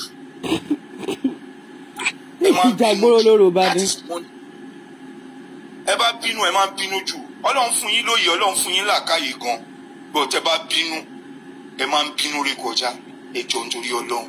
Ọlọ́run àṣàánú ẹ lè máa wọ́jọ́ orí yín bó kéré but nǹkan ọgbọ́n Ọlọ́run láti fi tó nǹkan ó wà lórí yín gan ẹjọ́ nítorí Ọlọ́run work on your anger. Ẹ ń ṣalábòsí láyé ẹ ń ṣe alábòsí rárá ẹ lè kí n ti gbá kankan nínú bọ́rọ̀ bá bí yàn nànà ọ̀rọ̀ bá ṣe rí ni mo ṣe rí pé máa yàn which I give it to you ẹ jọ nítorí Ọlọ́run ẹ má jẹ́ ká máa dra kára wa. kó má láàrùn kan lára. Ṣe wá rí ìbínú ló burú jù ní gbogbo nǹkan ìbínú ló burú jù ṣe rí tẹ́ bá ń jalè jì bẹ́ẹ̀ ta. Ó lè ga ọlọ́mọdé ń jalè ẹni tó bá bínú wọn lè yìnbọn pa ó lè ní òṣùwọ̀n wọn lè yìnbọn poli. Ẹ wo ẹni tó bá bínú ó lè pààyàn. Èmi ò wá lè pààyàn èmi ò lè bínú tèmi débi tí ń pààyàn kan. Ìbínú ó burú ẹja afilẹ bẹ́ẹ̀ má ṣe it's not a debate it's a debate ma opinion tèmi ni mo lè wrong. I know I understand it's okay. Gbogbo kíní ẹ jẹ́ ká ríra wa gẹ́gẹ́ bí family ká bá gba justice kò sí nǹkan kan I swear to God a lot of bóyá ni ẹni tí mo lè sọ pé mo lè bá sọ̀rọ̀ àbí mo lè pè bóyá ló pé 10. Even Baba Mohbad gan ó lè má rí mi mọ́ torí pé mo ti ṣe ẹbí ní sẹ́rí o ní ìlú Olúwa ràn mí lọ́wọ́ dé ẹ ṣé o ẹ máa bá ti yín yí o ọkàn mi fúyẹ́. Ẹ ṣeun. Kí là ń gbé ga jù ẹ jọ nítorí Ọlọ́run wọ́n mi wá ẹ bá wa wo sàkún ẹ lọ́tún lósì. Àwa lè a lot of people ó lè wà kó máa mọ bó ṣe ń tolé kó jẹ́ pé ibi tó ń gùdù sí ọ̀tọ̀ Ọlọ́run fún yín lóye yẹn ẹ jáde all out ẹ jáde tán irú ìtẹ́ máa ń jáde lábẹ́lẹ̀ tẹ́ ń jáde kúchẹ́kúchẹ́ yìí kò help wa kẹ́tì ẹ̀ má bá wa sọ̀rọ̀ justice ẹ má bá wa settle rift ibi different areas Ọlọ́run ti ń lo kálukú o and jealous ara wa gan ló túbọ̀ fa gbogbo yamayama yìí àwọn kan wà tó bá jáde pé ó yá ẹ fún wa lówó wọn á gbọ́ ohùn wọn kẹlòmíì máa sọ̀rọ̀ fún odindi oṣù kan ó lè má rí kọ́tà nǹkan tí ẹni tó lọ́n fún láṣẹ ẹni tó bá jáde lẹ́ẹ̀kan kì í ṣoògùn Ọlọ́run fún ni àwọn ẹlòmíì dẹ̀ wà tó bá wo sàkún ọ̀rọ̀ báyìí wọ́n á sọ pé ẹ lọ dúró ibi báyìí ló máa gbà jáde ẹ ṣe báyìí ibi báyìí ló máa gbà jáde bọ̀ ńgbà tá a bẹ̀rẹ̀ sí jealous ara wa pé wáyé tó jẹ́ pé ní ló máa sọ bí tá a fẹ́ gbà irọ́ ìwọ tó yẹ kọ́ lọ́n fún kó máa bá wọn kó máa tó lé pàdípò rànjú pé ó ṣe jóun ibẹ̀ ni problem wa ti ń bẹ̀rẹ̀ jù ẹ jọ nítorí Ọlọ́run á ràn yín lọ́wọ́ ẹ ràn movement yìí lọ́wọ́ ẹ bá wa paná gbogbo it's not in public ẹ má pè wá sí public ẹ lè set up ẹ bèrè nọ́mbà kálukú ẹ set up WhatsApp ẹ bèrè nọ́mbà wọn kẹ́ delete ẹ̀ tẹ́ bá ti ṣe tán pẹ̀lú wọn ẹ tún máa wọ̀n mí wọlé mo jẹ́ yín 3 like mind àbẹ́yìn 4 like mind ẹ sọ́mọ̀ wọn tó bá ti rojọ́ òkè dúró má wọrí òkè àpò ẹ̀ padà ó yá jẹ́ ká tún gbẹ́jọ́ ẹ̀ lágbájá tí kálukú bá ti gbọ́ tẹ́ bá ti gbọ́ torí kálukú wàhálà àwọn èèyàn ní pọ̀ náà wàhálà wọn pọ̀. ní ìta àkọ́kọ́ tí mo ṣe yẹn orí mi náà dá lé lórí tán fi gbágún mi lórí fi gbágún mi mú. ẹ ṣe public ni ẹ ṣe public ni. rárá o mo kọ́kọ́ ti pè wọ́n kọ́kọ́ oògùn rẹ̀ sí kọ́kọ́ lèmi ti kódà yóò dadi wà ń bẹ̀ Andy wọ́n wà lórí fóònù dọ́nà mo kọ́kọ́ ti parí fún àti Westo ní kọ́kọ́ gbà tẹ́lẹ̀ àti ṣẹlẹ̀ sọ̀rọ̀ mo pè wọ́n ní kọ́kọ́ ni mo tó wá ní kọ́kọ́ ẹ jẹ́ ká tó torí àwọn míì tó jẹ́ fáǹsì wọn tàbá ní ká parí ẹ̀ ń kọ́kọ́ àwọn tó jẹ́ tí wọ́n jọ ń drag wọn tó jẹ́ panelist wọn ò ní mọ̀ pa àti pera wa ń kọ́kọ́ ẹ jẹ́ àbọ̀ta orí mi dẹ̀ ni wọ́n padà fi gbágún wọn pè mí lálábòsí wọ́n ṣe gbogbo ẹ̀ wọ́n pè mí gbogbo. mọ́mí wa kò sí bó ṣe máa ṣẹlẹ̀ irú nǹkan bẹ́ẹ̀ kò sí bí irú kinní yẹn ṣe máa wáyé èyí tẹ̀ sọ yìí ó máa ṣẹlẹ̀ ẹ̀yin má bínú wọ́n ti tí mo fẹ́ sọ fún yín ni pé wọ́n máa ń pé gbọ́n ni ẹ̀yin ni kọ́kọ́ ní kẹ́ ẹ dá ṣe ẹ jẹ́ kó jẹ́ bí kọ́mítì kékeré bó jẹ́ yín mẹ́rin bó jẹ́ mẹ́ta bó jẹ́ márùn ẹ wá ẹni like mind tó mature tó yẹ pé kò sẹ́ni tó gbó wọn lẹ́nu tó jẹ́ pé yes. ṣé bẹ́ẹ̀ rántí eléyìí tẹ́ ṣe ń jọ̀wọ́ pẹ̀lú Victoria tí gbogbo yín wá sórí kinní orí mi ni Victoria dọ̀rọ̀ lé lórí ó lé mi olóòtọ̀ fọ̀rọ̀ lórí ntẹ́ ṣé mi ni mo dá ọ̀rọ̀ bàbá lẹ̀ ṣé mi ni mo ní ó rán ṣé mi ni mo sọ pé ó lọ ń rán ọmọọṣẹ́ bàbá pa ní nǹkan ṣé bẹ́ẹ̀ mi tó ń parí ẹ̀ tí mò ń ṣètò pé kọ́rọ̀ yẹn má ju bẹ́ẹ̀ lórí mi ló fi gbẹ́ ẹ̀gúnlé lórí torí ẹ̀bẹ̀ ní àtìgbà mi ò bá sọ̀rọ̀ mọ́ wa ti gbọ́. So lóríṣiríṣi nítorí ọ̀rọ̀ yẹn wọ́n lé mi ni mo ṣe èmi lèmi sọ kíní kan èmi lèmi sọ pé òun fún bàbá lówó èmi lèmi sọ pé òun fọ́ ọmọ kíní kan ló oríṣiríṣi ló sọ nínú èpè ńláńlá ló sẹ́nu bọ́ọ̀sì ìjọ náà orí ẹ̀ ni mo ṣe àgbàdì sẹ́gbẹ́ kan so lóríṣiríṣi nǹkan bẹ́ẹ̀ mo ti ní mi ò bá wọn dá sọ́rọ̀ wọn mọ́ ẹni tí wọn fún kálukú wà ìjẹ́ mọ̀jẹ̀ ká dà advice mo lè mú. tí ẹ bá jẹ tẹ bá ti ń sọ̀rọ̀ tó bá ti ń crash pẹ̀lú àjẹ́ndà wọn wọ́n máa wá fún yín àwọn yẹn ẹ jẹ́ ká mọ̀ wá wọn níwà wọn ẹ wá ẹ̀yin tẹ́ fẹ́ kán fún yín ní directive justice kẹ́ ẹ lọ negotiate kẹta amòyìn a lot of people wọ́n fẹ́ cash out in millions ni but as far as I preach as far as bọ́lọ́mbà ṣe ràn mí lọ́wọ́ as far as mo dú ní ìsìn wọ́n ní wọ́n gba private investigator pé private investigator ó lè wà ní platform àwọn kan á máa dáwó ni o pé private investigator kò sẹ́ni tó máa mọ̀ invisible ni.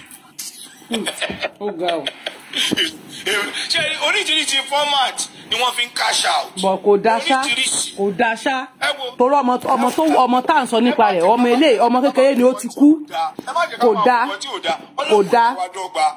Jésù tó kó ọmọ ẹ̀yìn méjìlá jọ Thomas wà ń bẹ̀ tó ń dá ọ̀tọ̀ ọ̀gá ẹ̀ Judas wà ń bẹ̀ tó lè pa ọ̀gá ẹ̀ gbogbo wa ò rí bákan náà Peter yàtọ̀ sí Andrew wọ́n yàtọ̀ síra wọn everybody ló yàtọ̀ síra wọn so a lè rí bákan náà èmi ò kí I don't regret and I don't blame people for who they are Ọlọ́run ò ní jẹ́ èmi kàn máa ń dúpẹ́ pé o ṣé Ọlọ́run ẹ̀dá tó dá mi o ṣé mo dúpẹ́ máa ń dúpẹ́ ni báwọn náà bá mọ̀ pé nǹkan tó ń ṣe ò dáa wọn ò ní ṣe they derive pressure in what they are doing now ẹlòmíì wà tó yẹ pé tó bá fọyàn létí òun kan ló máa ké tara ẹ̀ máa gbọ́ pé àmúdẹ wá ẹni yóò dẹ̀ ṣẹ̀ mí o ẹ̀ṣẹ̀ tẹ́ni yìí dẹ̀ ṣe ẹlòmíì dẹ̀ wà ẹlòmíì kò ní ṣe nǹkan tẹ́ni yẹn ṣe kò ní ṣe tó nǹkan tẹ́ni yẹn ṣe ó máa bẹ̀rẹ̀ sí gba ẹni yẹn ó máa lù lálòkì oríṣiríṣi èèyàn ní nǹkan a lè rí bákan náà irú ẹ̀yà táwọn yẹn yà ní àwọn kan wà problem èèyàn lọ fi cash out. Problem èèyàn lọ fi cash out. wọ́n dẹ̀ ń leave àwọn náà dẹ̀ máa bú àwọn èèyàn tó ń ṣèkà tó ń hùwà ìbàjẹ́. ẹ wo èèyàn problem káàárọ̀ mà ó. wọ́n tó máa fi ṣẹlẹ̀ nìyẹn so ẹjọ́ tó yọ lọ let my words be few ṣùgbọ́n ẹ jẹ́ ká ṣera wa lóṣooṣù ọ̀hún ẹ jẹ́ ká paná gbogbo ṣé ní gbogbo wọn ń sọ̀rọ̀ kinní kan láti fi GoFundMe kinní kan àwọn nǹkan tó wà nílẹ̀. ẹ káàárọ̀ mà Mr. Guresi ẹ káàárọ̀ mà ẹ káàárọ̀ Star Tenny. ẹ káàárọ̀. Yes ma Mr. Guresi ẹ̀yin mo fẹ́ béèrè question lọ́wọ́ ẹ jọ Bẹ̀rẹ̀kẹ̀tẹ̀ lèmi tẹ̀lé fẹ́ kọ́kọ́ béèrè ṣé Bẹ̀rẹ̀kẹ̀tẹ̀ ò sí nínú kéèsì mọ́ ni. Hello ma ṣé rí mo gbọ́ yín ṣé wọ́n sí ń bẹ̀ mọ́ ni. ṣé ti sọ ẹ jẹ́ sọ kinní kan fún yín ṣé rí Bẹ̀rẹ̀kẹ̀tẹ̀ olóhùn ò sí ń bẹ̀ o Bẹ̀rẹ̀kẹ̀tẹ̀ wà ń bẹ̀ ṣé rí Bẹ̀rẹ̀kẹ̀tẹ̀ it's human rights radio for the people and ṣé rí Bẹ̀rẹ̀kẹ̀tẹ̀ ó gbọ́dọ̀ act according to or as in government principles. Kò lè ṣe nǹkan kan. If government is not doing right, that is when Brekete can come full force, out full force. Now, what he agree pẹ̀lú government pé ẹ lọ dúró ẹ fún wa ní 10 weeks. Òun gan lẹ́yìn show yẹn ó tún sọ fún bàbá pé bàbá ẹ jẹ́ ká fi 1 week lé fún wọn. Ẹ jẹ́ fún yín ní ẹ jẹ́ ká fún wọn ní bí 11 weeks. Ẹ jẹ́ ká wo nǹkan tó fẹ́ ṣẹlẹ̀. Ó wá sọ fún bàbá only before that 11 weeks. Only tí n bá ní ìdí yín. Only 5 days to that time. Màá pè in case of anything. Okay, Mr. Guresi. The reason I'm asking this, Tori now, any break at one day. But look at how you guys are running up. Because, okay, me understand you. Okay, I fetch private autopsy. I will fetch DNA. She born the Kuma Bawa process go she. Now, she any solution or go fund me $50,000. Okay, why are we looking for money? How long belong here? Pay we help us out. Why are we running a tasketer? Let's only blow a share. Why does it need to war?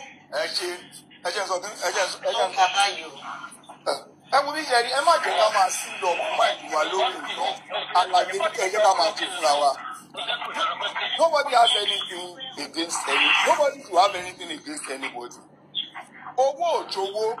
Níwájú Ọlọ́run àti mo dúpẹ́ fọ́lọ́run mo dẹ̀ yan Ọlọ́run lógo owó olówó ká má tí sọ owó òkú èèyàn kò lè wọ̀ mí lójú kò dẹ̀ sí 1 naira wọn tó kàn mí lọ́wọ́ which I thank God for and I give even 3/4 of my time to this thing.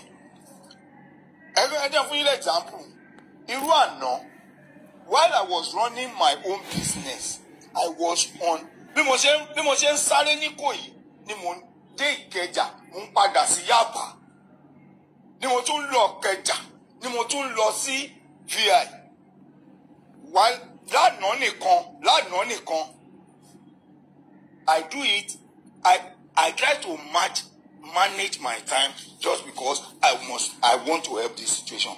Now Jerry ọ̀rọ̀ Brekete, let me address it now. Brekete sọ ó ní ẹ wá only I represent the public. Tí Wùnmí bá wá tó bá fẹ́ sọ̀rọ̀ àbí tó bá fẹ́ nǹkan kan màá gbọ́ ọ̀rọ̀ ẹnu ẹ̀ and I am not tí Mama Mohbad bá wá tó bá jẹ́ bàbá tó wá yìí òun ló jẹ̀bi. I won't which means Jerry Brekete is for the public. Fine. He might say he has all the money we can spend.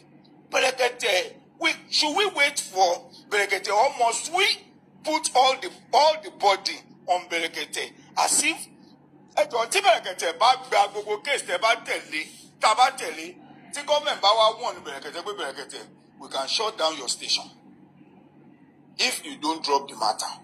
So we'll just keep quiet and go like that. Because Jerry, all these establishments, I love Jerry Brekete is a different person. So Jerry, yes, don't rule him out. As in nobody can speak down on him. But only àwọn area kan. Look at even Jeje Kimfi Arise TV example for him. Arise TV was attacking the government. They say, government, you are not doing this. APC, you are not doing this. Emoye ìgbà tí wọ́n ti Arise TV ni. Emoye ìgbà tí wọ́n lọ pay government just because they could open the ear for them. They are limited. Hold on, Mr. Gracie. Sorry, sir. Yes, you know, Sherry, let me tell you one thing. The money is not the problem. But the thing is, Sherry, the way Brekete spoke that day, everybody was jubilating.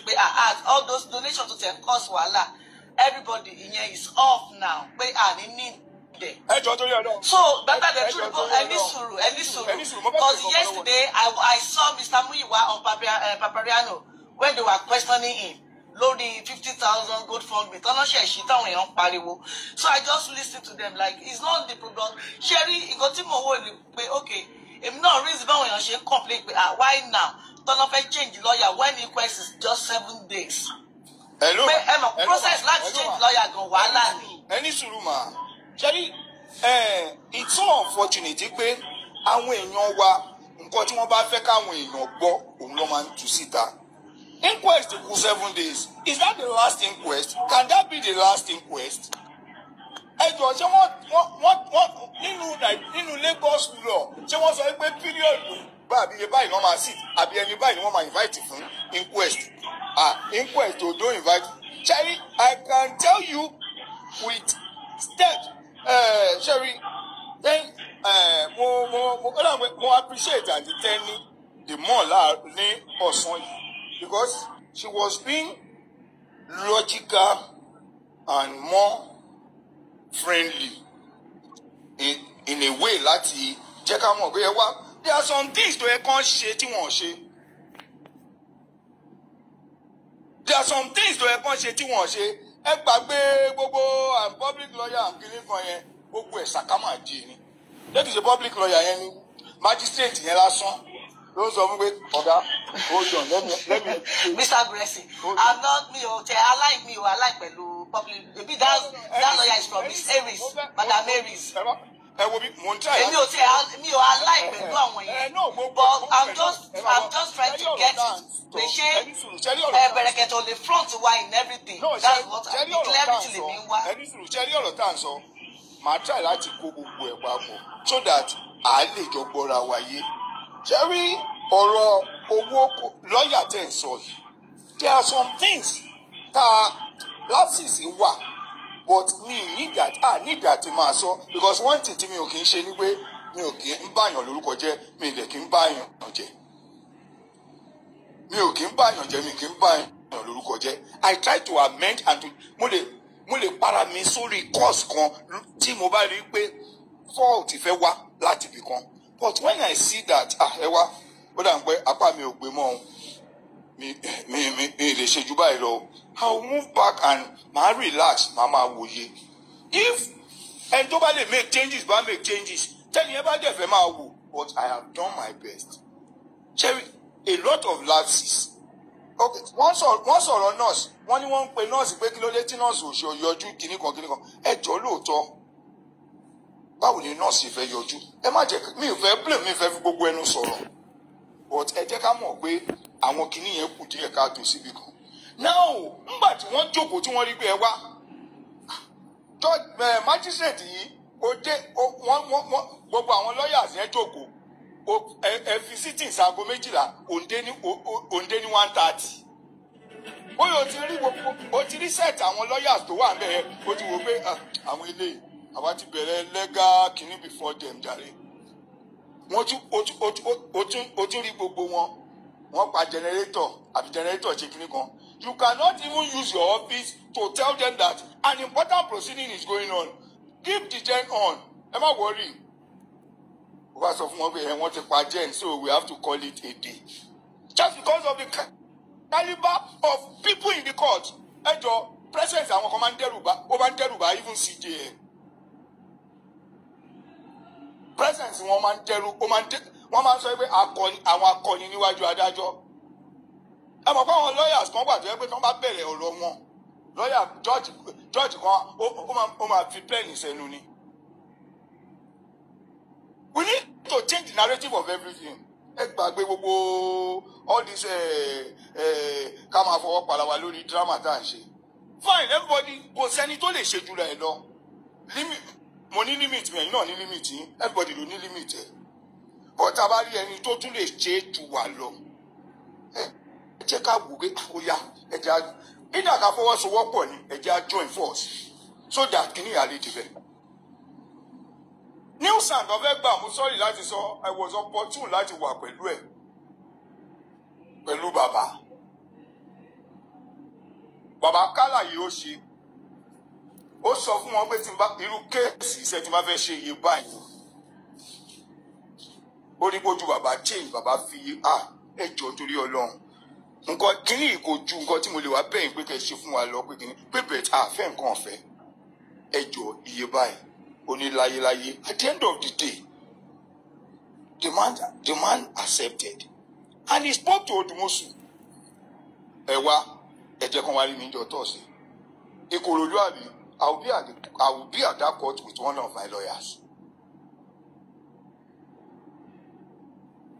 Even kí wọ́n tó fún ní any deposit rárá ṣe rí gbogbo kíní yẹn I will tell you the history of the GoFundMe bó ṣe wáyé because àwọn tó ṣí GoFundMe àwọn tó bèrè GoFundMe yẹn I was the person they called for anything money ẹ má fi lọ mí màá link yín mọ́ ẹni tó lè fún yín láṣẹ ní ìfẹ́ gbọ́ owó now nígbà tí màá yẹn sọ̀rọ̀ wọ́n ṣàlàyé ó ní ẹ wá ó ní wọn ṣe nǹkan kan ní quest ó ní ẹni mélòó ló ti pè àwọn kan tó náà búlì ẹ̀ ńgbà kan kọ́ ṣé wọ́n ti wá wọn ò máa wá ó ní no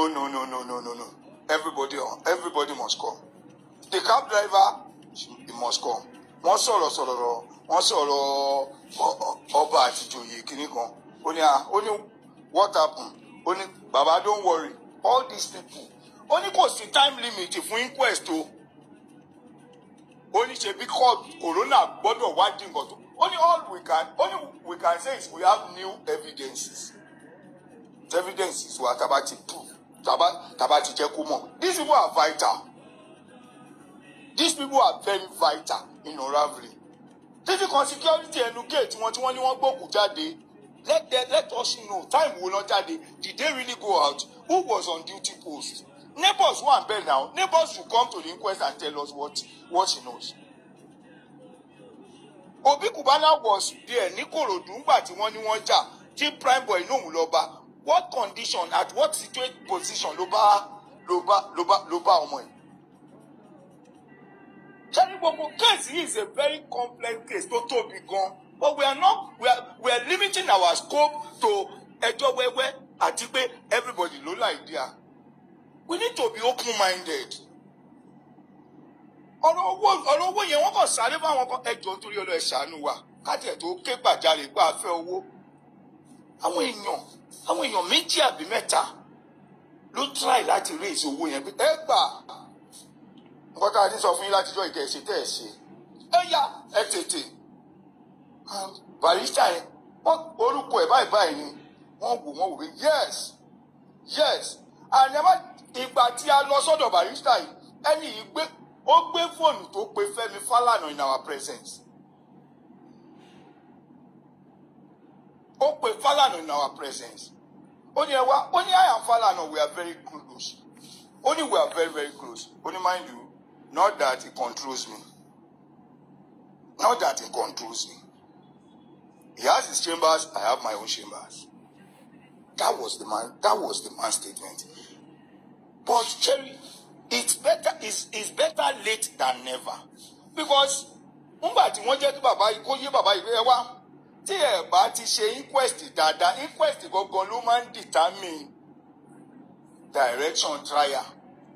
Trial ni pé ẹni tí inquest bá recommend fún trial bí wọ́n bá ṣe ṣe ni tá a bá ń dúró de trial tí correct suspect tí wọ́n bá put ẹ̀ off fún trial ó jẹ lọ nìyẹn bí wọ́n ṣe strike kéèsì Fúnṣọ́ Williams wọ́n pa Fúnṣọ́ Williams ẹ bá lọ ń kó àwọn kan pé wọ́n pè kíní kan wọ́n ṣe nǹkan kan wọ́n ṣe bákan ẹ kó wọ́n fa kéèsì lọ fa kéèsì at the end of the day wọ́n ní gbogbo àwọn tí ẹ kó wá fún trial yìí wọn ò rí nǹkan kan tó link wọn mọ́ ikú yẹn wọ́n dẹ̀ discharge wọn and unacquitted. We need to. All right, Mr. Gracie. Ẹ má jẹ́ kí ẹ wo ọ̀rọ̀ tẹ́ ti sọ gbogbo ẹ ti yé mi. The thing is I don't have anything against anyone. But ọ̀tẹ̀ mi kàn rò ní pé torí pé àbẹ̀rẹ̀kẹ̀tẹ̀ mo rò pé ó yẹ kó máa fọ́ǹtì wa lèmi ṣe ń béèrè question lọ́wọ́ yín. Not that. I still personally I spoke to the second man to Berekete yesterday. Yeah, I have declared. Cherry, èmi personally mo ìpè tí mo ìbá sọ̀rọ̀ ṣẹ́rí tí GoFundMe yẹn ẹ jẹ́ ń clear abẹ yẹn fún yín ẹ jẹ́ ń clear ẹ̀ díẹ̀ tí GoFundMe yẹn Madam Laitan wọ́n ní nọ́mbà mi tí wọ́n gbà lọ́wọ́ bóyá Westo ní abẹ́nìkan ló fún wọn nọ́mbà mi wọ́n pè mí wọ́n ní báwo ni o ìkújọ́ mẹ́ta kí ni kan àbúrò àwọn kan mà ló pe àwọn láàárọ̀ yìí o àbúrò yín pé ó ní gbogbo àwọn kéèsì gbogbo nǹkan tí bàbá ń ṣe wọ́n màmá ní ìdòwò pé a máa ń gbọ́ pé kò mà sówó kò sí nǹkan kan pé wọ́n dẹ̀ sọ pé àwọn dẹ̀ ní àwọn èèyàn kan ní àráùndì wọn o ẹjọ́ nítorí Ọlọ́run o kò sí ẹ̀bi lọ́wọ́ anybody o àwọn tó fẹ́ ṣoore fẹ́ ṣe láti inú ọkàn wọn ni èèyàn náà tó fẹ́ gbà ó fẹ́ gbà pẹ̀lú ẹ̀mí ọpẹ́ ni náà wọ́n dẹ̀ sọ pé ẹ wá ẹjọ́ nítorí Ọlọ́run a kò ní ká sọ fún yín ni o bóyá kẹ́ bá wa sọ fún bàbá nítorí tán bá gbọ́ pé kìdí yìí ń ṣẹlẹ̀ kò sí nǹkan kan tá a fẹ́ fowó ṣe o ó wà transparent everybody gbogbo ayé ló máa rí then tí wọ́n bá ti gbà wọ́n fẹ́ ṣí GoFundMe tó bá bẹ̀rẹ̀ àwọn èèyàn wọn wá sọ fún wọn ó yá lágbájá wọ́n lè láwọn ọ̀rẹ́ tó yẹ pé yes wọ́n ṣe kinní tó yẹ pé wọ́n ń gbọ́ ń pa kinní yẹn ni they don't go to social media wọ́n sí TikTok kí wọ́n bá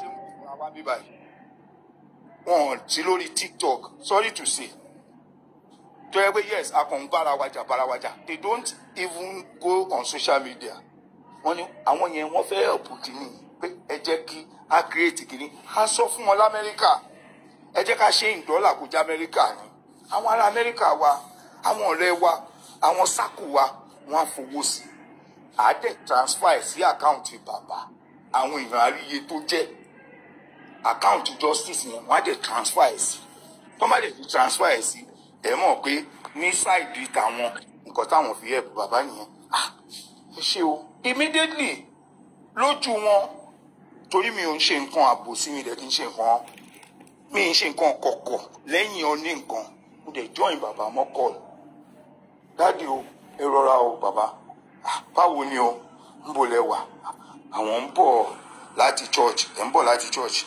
ókè o adẹ̀ṣeré ajís àjò àwọn ọmọ mi wa kan ló wà lórí call yìí o láti Amẹ́ríkà o wọ́n ní wọ́n fẹ́ ṣí GoFundMe kìíní kan á dẹ̀ sọ̀rọ̀ àbádẹ́ kí wọ́n ẹ ṣe o báwo lẹ ṣe mọ̀ pé bínú bá ṣe rí lóbi yàn o báwo lẹ ṣe mọ̀ pé kò sówó tá a fẹ́ ná kìíní kan wọ́n dẹ̀ sọ bẹ́ẹ̀ wọ́n wá sọ pé àwọn máa ṣí GoFundMe yẹn o pé iye tó bá ń jẹ́ àwọn àṣẹ̀ǹdì link yẹn sí bàbá wọn àṣẹ̀ǹdì ẹ̀ sí wa o a máa mọ́nítọ̀ ẹ̀ o pé ká jẹ́ kó mọ̀ pé àwọn ará Amẹ́ríkà nìkan ni o fine that was Laitan àti one other woman tó ń pè lábúrò wọn well fine ìgbà tó dẹ̀ di ọwọ́ ìrọ̀lẹ́ I was on phone with Mr. Muiwa tá à ń sọ̀rọ̀ pé báyìí then Mr. Muiwa lest I forget àwọn màmá kan wà wọ́n pè mí láti Amẹ́ríkà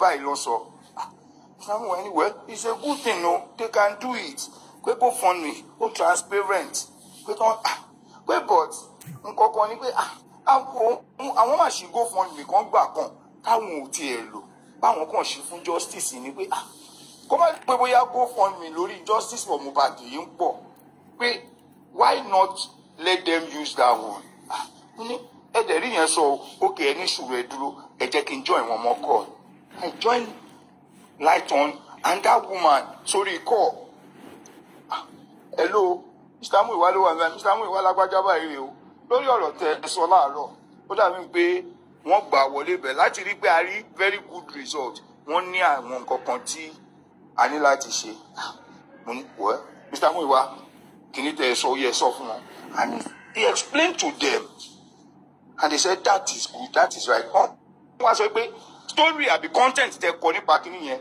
is it elaborate is it encompassing pé ṣé wọ́n ní well try wọ́n ní well space wà fún wọn láti edit o ẹ lọ edit ẹ kìíní yẹn á wà pé nítorí àwọn èèyàn wọn tí wọ́n máa send kìíní yẹn sí a lot of them ó máa ní láti ka gbogbo kìíní yẹn pé a lè ṣe pé tá bá ní ká lo náírà account bàbá ẹlòmíì tó máa fẹ́ san $200 tó lè san $300 tó lè san $500 gan bó bá jẹ́ náírà ó lè san 50,000 àbọ̀ 100,000 ẹ máa rò owó.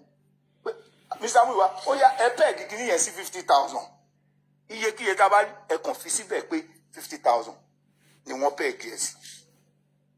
It's just like èmi wá òpè it's just like wọ́n sọ pé wọ́n fẹ́ kọ́ church lè sọ pé àwọn fẹ́ ṣe donation àbí launching wọ́n sọ pé 250 million wọ́n lè rí 250 million bọ̀ wọ́n fi wò pé ẹni bá fẹ́ fún wa lówó kó tiẹ̀ fún wa lówó pẹ́ẹ́lí kó má jẹ́ owó gbá. That was just the logic. Even before getting the sand wọ́n ti sọ pé wọ́n máa wọ́n sọ pé wọ́n máa gbowó through GoFundMe àwọn Madam Laitan came in as at the time tí bàbá wò pé ìbò la fẹ́ gbé gbà. So there was no. Mr. Guresi ẹ ká san host ẹ ká san gbogbo lé ṣe rí ọ̀rí tí gbogbo yín ń ṣe ó ti pọ̀ jù. Brekete the first day ó ní òun ò ní ìdòwò lọ́dọ̀ anybody òun capable láti handle any finances tó bá fẹ́ bá kéèsì yìí wá. Fine anybody bá fẹ́ assist tó fẹ́ ṣe anything kò yẹ kó jẹ́ bone of contention to everybody mama discuss ní gbogbo platform kákàkiri. Enough of all these things. You people will keep dragging each other. At the end of the day, wọ́n á ní Baba Mohbad ń tọrọ owó. Ìkọ́ tó máa gbé sí náà nìyẹn. Wọ́n á ní Baba Mohbad ń tọrọ owó. Wọ́n á bẹ̀ sí ní drag my 10 weeks ti pé already. Ẹ jẹ́ ká ní sùúrù ká dúró de nǹkan tí Brekete fẹ́ ṣe. Why are we in hurry? I don't get it. Hello, ma. I don't get it. Mr. Guresi. Okay. And you talk too much. I have to tell you that today. Àwọn nǹkan wà tí èèyàn nídìí láti máa ṣàlàyé ẹ̀ sọ síta sọ gbogbo ẹ̀. Tí Laitan bá fẹ́ ṣe GoFundMe, tó fẹ́ ṣe assistance lórí, justice must be served, right? Anybody ló lè gba gbogbo ọ̀nà tó máa jẹ́ kí justice wáyé. But kò kí ń ṣe wípé ká máa deviate kúrò níbi ọ̀rọ̀ tí Brekete ti sọ sílẹ̀. And you people are now making people to see as if Brekete will compromise. And Brekete will never compromise. Ẹ wo question tí woman ẹ̀ ń béèrè lọ́wọ́ yín lẹ́kọ̀ọ́ pé ṣé Brekete ò sí nínú kéèsì yìí ni? Ẹ wo kan tó ń bi yín pé ṣé Brekete ò sí nínú kéèsì yìí ni? Brekete will never compromise. And because of the way you people are taking this thing, ẹ ń jẹ́ kó máa peace àwa èèyàn tá a sùn tá a wo tá a ń sọ̀rọ̀ lórí ọ̀rọ̀ Mohbad every now and then, ẹ jẹ́ kó fẹ́ máa sú wa ni. Today money, tomorrow dragging. Àwọn nǹkan tó yẹ kán sọ, nobody will discuss that. If you can't drag, then you are not really in justice. Why are we doing that? Gbogbo nǹkan yẹn ọ̀rọ̀ owó, we shouldn't be discussing it. Hello, ma. Ẹ má gbàgbé wípé any life tẹ́ bá ń ṣe other platform àwọn opposition party wọ́n stream ẹ̀ wọ́n máa wo gbogbo nǹkan tẹ́ ẹ̀ sọ. Hello, ma. Sherry, lórí ọ̀rọ̀ dragging mo rò pé mi ò bá wọn sí ń bẹ̀. And lórí one discourse owó mi rò pé mo bá wọn sọ. I only come to clear the air. Ẹ lè má gbóhùn mi mọ́ for the next 2-3 weeks. A máa gbóhùn yín kì í ṣe tí kú kì í ṣe tààrọ̀. Mo ní ọ̀sán mọ́tà time mo mọ nǹkan tí mò ń sọ. But Sherry Brekete. Sherry, if we allow 10 weeks, if we allow them to conclude the inquest, if we allow them to peg the inquest, what it on? Báwo lẹ ṣe mọ̀ pọ́n fẹ́ peg inquest? Ẹni sùúrù. Bàbá ní legal team. Ẹ wo bí Sherry, bàbá ní legal team lóòótọ́, but mo mọ nǹkan tí mo sọ. Ẹ witness the last inquest, àbẹ witness ẹyọ kan rí in person. If you see the body language or the statement coming out from the coroner magistrate, a lot of things are happening. Fine, Brekete. Nobody knows what Brekete. We all believe, we all trust Brekete. Ṣé mo pé ọ̀tọ̀ ni nǹkan tó máa sọ on here? As in, ìkọ́ tó sọ ní alẹ́ ni àwọn èèyàn máa ń gbọ́. After the show, they still sit down and call for meeting or for discussion. It's not for anybody láti máa sọ pé báyìí ní nǹkan báyìí ní nǹkan báyìí ní nǹkan. But ṣẹ́rí ẹni tó lọ sọ́yọ̀ òun ló rọ̀yọ̀. Bàbá ló lọ sọ́yọ̀ tó rí ọ̀yọ̀. Mi ò ní sọ̀rọ̀ jù. But bàbá ló lọ sọ́yọ̀ tó rí ọ̀yọ̀. A bá wo show tá à ń wo ẹnìkan tó tá à ń wo àwọn politician méjì tó ń pariwo mọ́ra wọn lórí show tó ń ṣe kíní kan. You are lying, you are this, may you do this. After the show ṣe mọ nǹkan tó ń ṣẹlẹ̀. Àní yes, wọ́n ti fọ́ra wọn lórí, wọ́n ti bára wọn fà, wọ́n lè bára wọn ṣe mọ́. After the show ṣe mọ nǹkan tó ń ṣẹlẹ̀ ni. My words will be few on that. But let us believe and trust ourselves that the step, all we want is transparency. All we should be demanding for is transparency. Whatever step you want to take to the best of what we know can work. Nobody is saying break. I personally called that studio yesterday. I spoke to someone. Next man, I spoke to him yesterday. But we go everywhere. I go to Kwenye Wasinu Agukono. Not in one basket. Let us try all means possible. Or every area. Because anywhere you compromise, conspiracy till you are. Trust, Mr. Aggressive.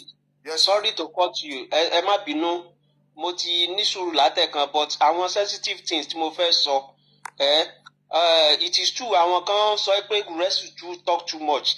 But they will be the one that will still ask questions. And Guresi needed to talk. Let me speak some things and let me speak with Sister Tenny. Then from there, we take it on. Guresi, I've seen 2-3 things that you have mentioned. To me, it's not supposed to come up. But it still has to come up because they ask you questions and you have to clear air on some things. So I don't want people to start holding whatever things you say, even in relation to Berekete. We become more alive because of the influence of Berekete on this matter. That is when some things open up again. So I want things. Let me speak with Sister Tenny Ologo. Please, every other people on the platform, on the platform, please let us hear my own side of the story. Because the more we come to the open to discuss some things, a lot of things happen. Guresi has mentioned 2-3 people's name, 2-3 things that is not supposed to be mentioned here, but he needed to attend to the question asked by someone. And in order to clear himself, he has to go again to mention something that he needed not to have mentioned at all. Please, I want us to take a strategy. Auntie Tenny Ologo, so that is just it. Let me speak with Auntie Tenny. Auntie Tenny, please, I want you to do something. I see you at the center. I actually come up because when the talk gets to this level, I look at it that I needed to shift in some things. Ejo, you seem to be at the center of all the hosts. People are at top and some just below you, and I know that they listen to you. Some hosts presently, it is not all the hosts. Host only category. Some of us may still come out tomorrow to support justice by becoming host, but that is not the issue. I want you now, Auntie Tenny, you are a very good person. Guresi son kankan pe e ma bínú jù. At times te ba bínú yẹn gan èmi gan to like it, but everything needed to has limit. Please, ma fẹ́ kẹ́ wálẹ̀ somehow. Kẹ́ need kẹ́ bá wa pé this major host, those ones that you are the same category. Those ones tell feel pé bóyá okay o, one thing or the other. Èmi lè feel pé wọ́n jù yín lọ, tó mi ṣe ń sọ̀rọ̀ yìí, but ẹ̀yin feel pé the same category or mo jù wọ́n lọ. Please don't look at it. Ẹ pé àwọn, I'm seeing like 2 other ladies outside you. I don't know the category mi ò lè sọ pé bákan náà ṣe jẹ́. I want you to reach out to them. Bóyá ń sọ̀rọ̀ tẹ́lẹ̀ abẹ́ sọ̀rọ̀, I don't know. But I'm begging you now. I want you to reach out to those 2 people I'm looking at, including you, then all these guys and some other ladies that are probably below you. I'm sorry to put it that way. I want you people to be on the same platform to discuss some matters before it get out. Because if it get out now, we will ask question. And when I ask question, those things that are not supposed to be mentioned, because I want to baja lori case oh serious. A lot are to go down for it, and they don't want to go down. One person is not going to go down. Only Wumi, I will say it. Only Wumi will not go down. If Wumi is going down, Wumi will carry some people along. And those people that will be carried along, they don't want Wumi to go down because they will be dragged. Now, a lot of things are not supposed to be mentioned in the open. Let the host, please, bring all the hosts together. I want you to see how you can do it, Sister Tenny. You are the center of everything. I don't know the people you are talking about. I don't know the people you are talking about. I don't know them. You know the host now. If you want me to start mentioning, I will be mentioning some name. But I don't want to. I don't know them until you mention them, because you know not everybody that I have their number or talking to. Okay, those major ones, those like 6 people that okay, Auntie Tenny, benefit of doubt, I will try to mention those I can mention to you. From at your category now, maybe Yeye Kudi is still part of us, Bukky Jesse is part of us, Tenny Logo is part of us, you people are on the same distance. Now, when we now call off Westo, Arifa, even this Leshy and other Kofi and some other people, you know them, you Auntie Tenny, you will not say you don't know. Please, I want you to sacrifice. It is not all about ego this time around. I know your words, I know where you are. Even for you to be at the center, for us to say, you know these people are you are be at, is a plus for you. Please, get across to these people. Ferron, Papariano seems to see himself as being separate, but is in justice with us. He needed, because we wouldn't want some things to start going out on the air, where a lot of people will be hearing some things. That is just my thing. I think like this Guresi, that he needed to answer a lot of people. By answering a lot of people, some things are not supposed to be said, but he has to say it to clear air on some things. Please, Auntie Tenny, we will stop having problem if there is gathering, if there is cooperation. Like somebody now, you give out, I'm sorry to mention it, but I needed to say it. You give out money to bail somebody. They say, where is this person now? We needed to see this person. You say this person interviewed this person when this person was in the cell. You people should go and ask this person. The person that just interviewed and you that bring out money, it becomes a serious issue. Presently, they are still dragging themselves. Some of us know, and we are calling for this person head, we are calling for this person head. Some of those things needed not to come to the eye. What are we now going to do to people that doesn't want the justice? People that doesn't want us to know what killed Møhbåd. So, please, Sister Tenny, I know you know. Please do us the favor. Call these people to yourself. You people should be on the platform. You people will fight there. Fight and settle it. It is normal. It's part of life. My little daughter will say, Daddy, is fighting part of life? I will say yes. Everything is part of life. But we need to settle it. Once we settle things, before it destabilizes, now we have how many days to the inquest now? We're supposed to be strategizing. There's nothing bad for us to look for. Santa to yeka ti gba láti jọ́ yìí, to yeka ti settle, òun la ṣẹ̀ṣẹ̀ bẹ̀rẹ̀ yìí. But it's better late than never for us to get, if inquest finish and we go to the court like that, we are not winning anything. I can bet you, but it's just that if we did not win physically, we are going to win spiritual. You understand? If this inquest just finished like this, we don't have anything at all. So please, Sister Tenny, you are the one that can do this for us. Other people may be annoyed for me putting you at this because I see you at the center. At one point or the other, you have called A before, you have spoken to B, you have called this, you have called that. Please, and I want you to take those 2 other ladies who you people are in the same category or whatever. I don't know. You will know how to handle it. And all these boys, all these young men, please bring them. It is not going to be everybody. You people should discuss before they come out and be dragging each other. When we are dragging each other, when are we going to drag the Satan outside? Please, a lot of things embedded into this. When you people settle, when you people are in the same platform, if this one go out, if Mr. A go out, the same thing that they deliberated on will be almost the same thing we deliberate on with some small difference. So this thing will encapsulate everything, and Guresi will not be speaking too much to clear people's doubt. He will not be speaking too much to expose issue. That is me. At times I want to say Guresi talk too much. But if he did not talk, some people will say we don't know what they are doing. Everything is in the hidden. And they will claim to be in the justice. By him speaking, people will be getting to know. Now he has mentioned 2 or 3 people now that they're supposed to come to inquest. Those people didn't know before. Now they will be getting to prepare. You understand? And they are not supposed to know before they will just receive letter. So that is just it. I want you, please, Sister Tenny Ologo, do us the favor. Please try to see. A lot of questions will not come to open unless what they want it to come to the open. Thank you very much, Sister Tenny. Please help us. Thank you.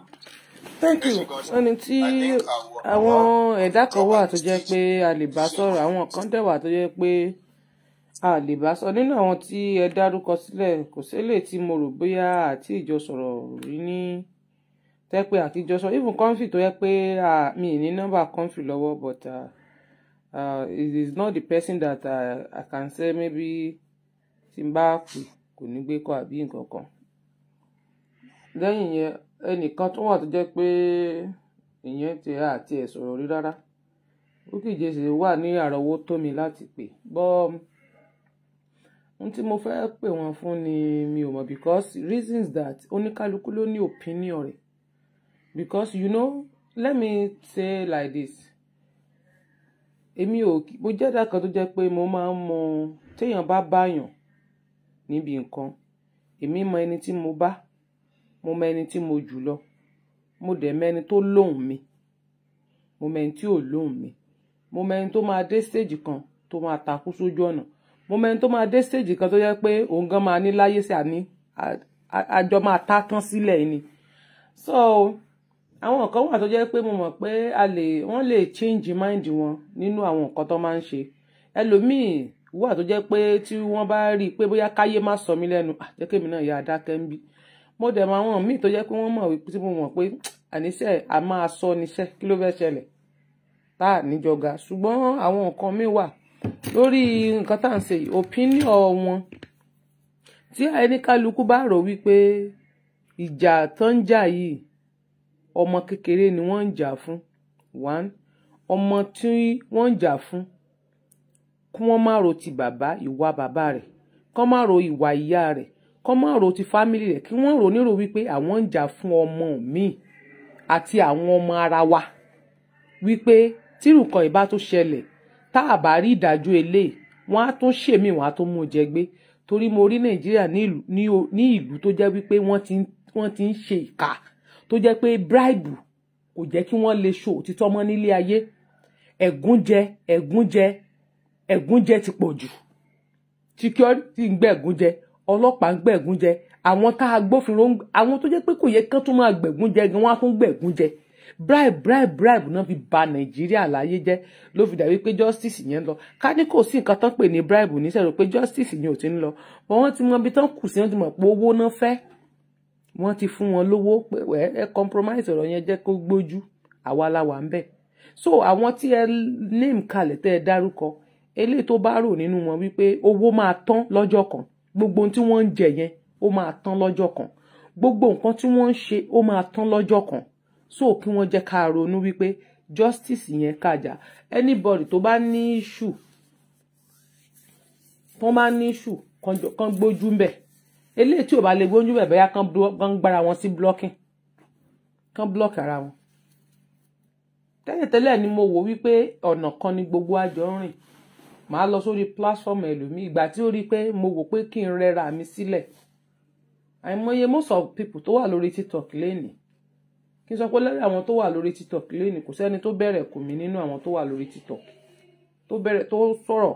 Ẹlòmíì lè máa sọ̀rọ̀ títí ẹ̀ nípa bóyá anything o, but nípa pé ká tójú ẹlẹ́sẹ̀ mẹ́sàn ká nípa ìjọba because n tá ń sọ yìí ọ̀rọ̀ ìjọba ni tá ń jà lọ́wọ́ tá ṣẹ̀ṣẹ̀ ń jà lọ́wọ́ yìí torí bí ìgbà tá bá gọ́ọ̀mẹ̀ntì fà ni so a lè sọ̀rọ̀ àwọn nǹkan yìí under current affairs because àwọn ìjọba là ń bá fà lọ́wọ́ pé kán fún wa ní ẹ̀tọ́ nǹkan tá a fẹ́ so mi ò kí ṣe ètò individual ẹlòmíì lè máa ṣe individual tiẹ̀ kó máa ṣètò tiẹ̀ anyhow but mo rẹ́ra mi pé èmi ò fẹ́ gbéraga ìgbà yẹn ló di pé kí n máa join platform to platform kájọ máa discuss ìgbà yẹn ganan wọ́ mi nílẹ̀ jù ìgbà yẹn ló di wípé àwọ̀ nílẹ̀ yẹn pọ̀ débi pé ìsọ̀rọ̀ sí ẹlòmíì ó pọ̀ pípọ̀ yẹn pọ̀ gbogbo àwọn olórí ẹbí wọ́n ti ń sọ̀rọ̀ lórí social media even before me before pé bóyá wọ́n ti ń sọ̀rọ̀ fracas làwọn ṣe ní tèmi ń ṣe yàtọ̀ àtijọ́ ṣe fracas rí dáadáa tátijọ́ gbéná wojú ara wa rí so èmi tí mo dẹ̀ ní mi ò fracas mọ́ mi ò ní interest nínú fracas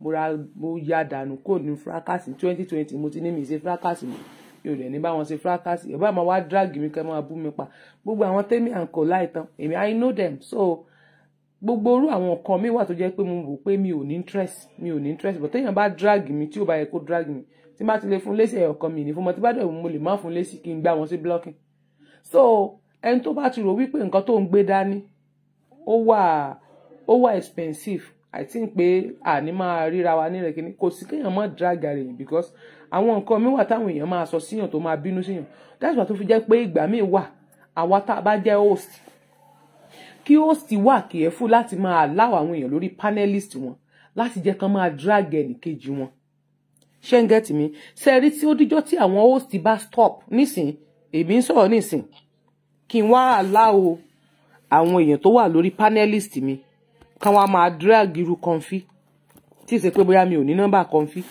mi ò mọ sorry tí ì ṣe pé bóyá mi ò mọ ẹni tí wọ́n ń pè ní Comfy mi ò mọ ẹni tó ń pè ní Bukky Jesse sorry kíní tí mo ṣe yẹn ọwọ́ mi ló tẹ̀ sorry ọwọ́ mi ló tẹ̀ kíní yẹn ọ̀tọ̀ lẹ́ni ẹni tó send request ni mo fẹ́ accept tọwọ́ mi fi lọ tẹ̀ kíní tí mo tẹ̀ yẹn sorry o now so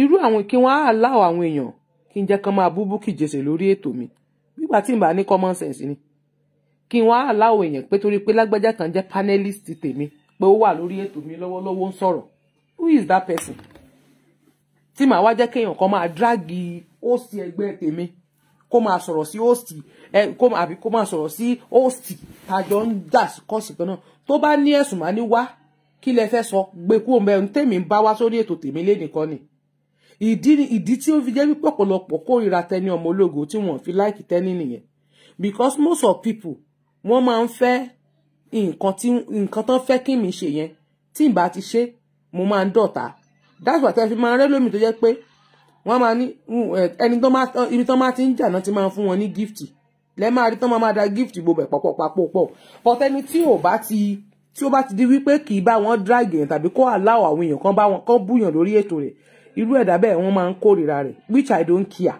torí àwọn kan náà ń fún mi lóúnjẹ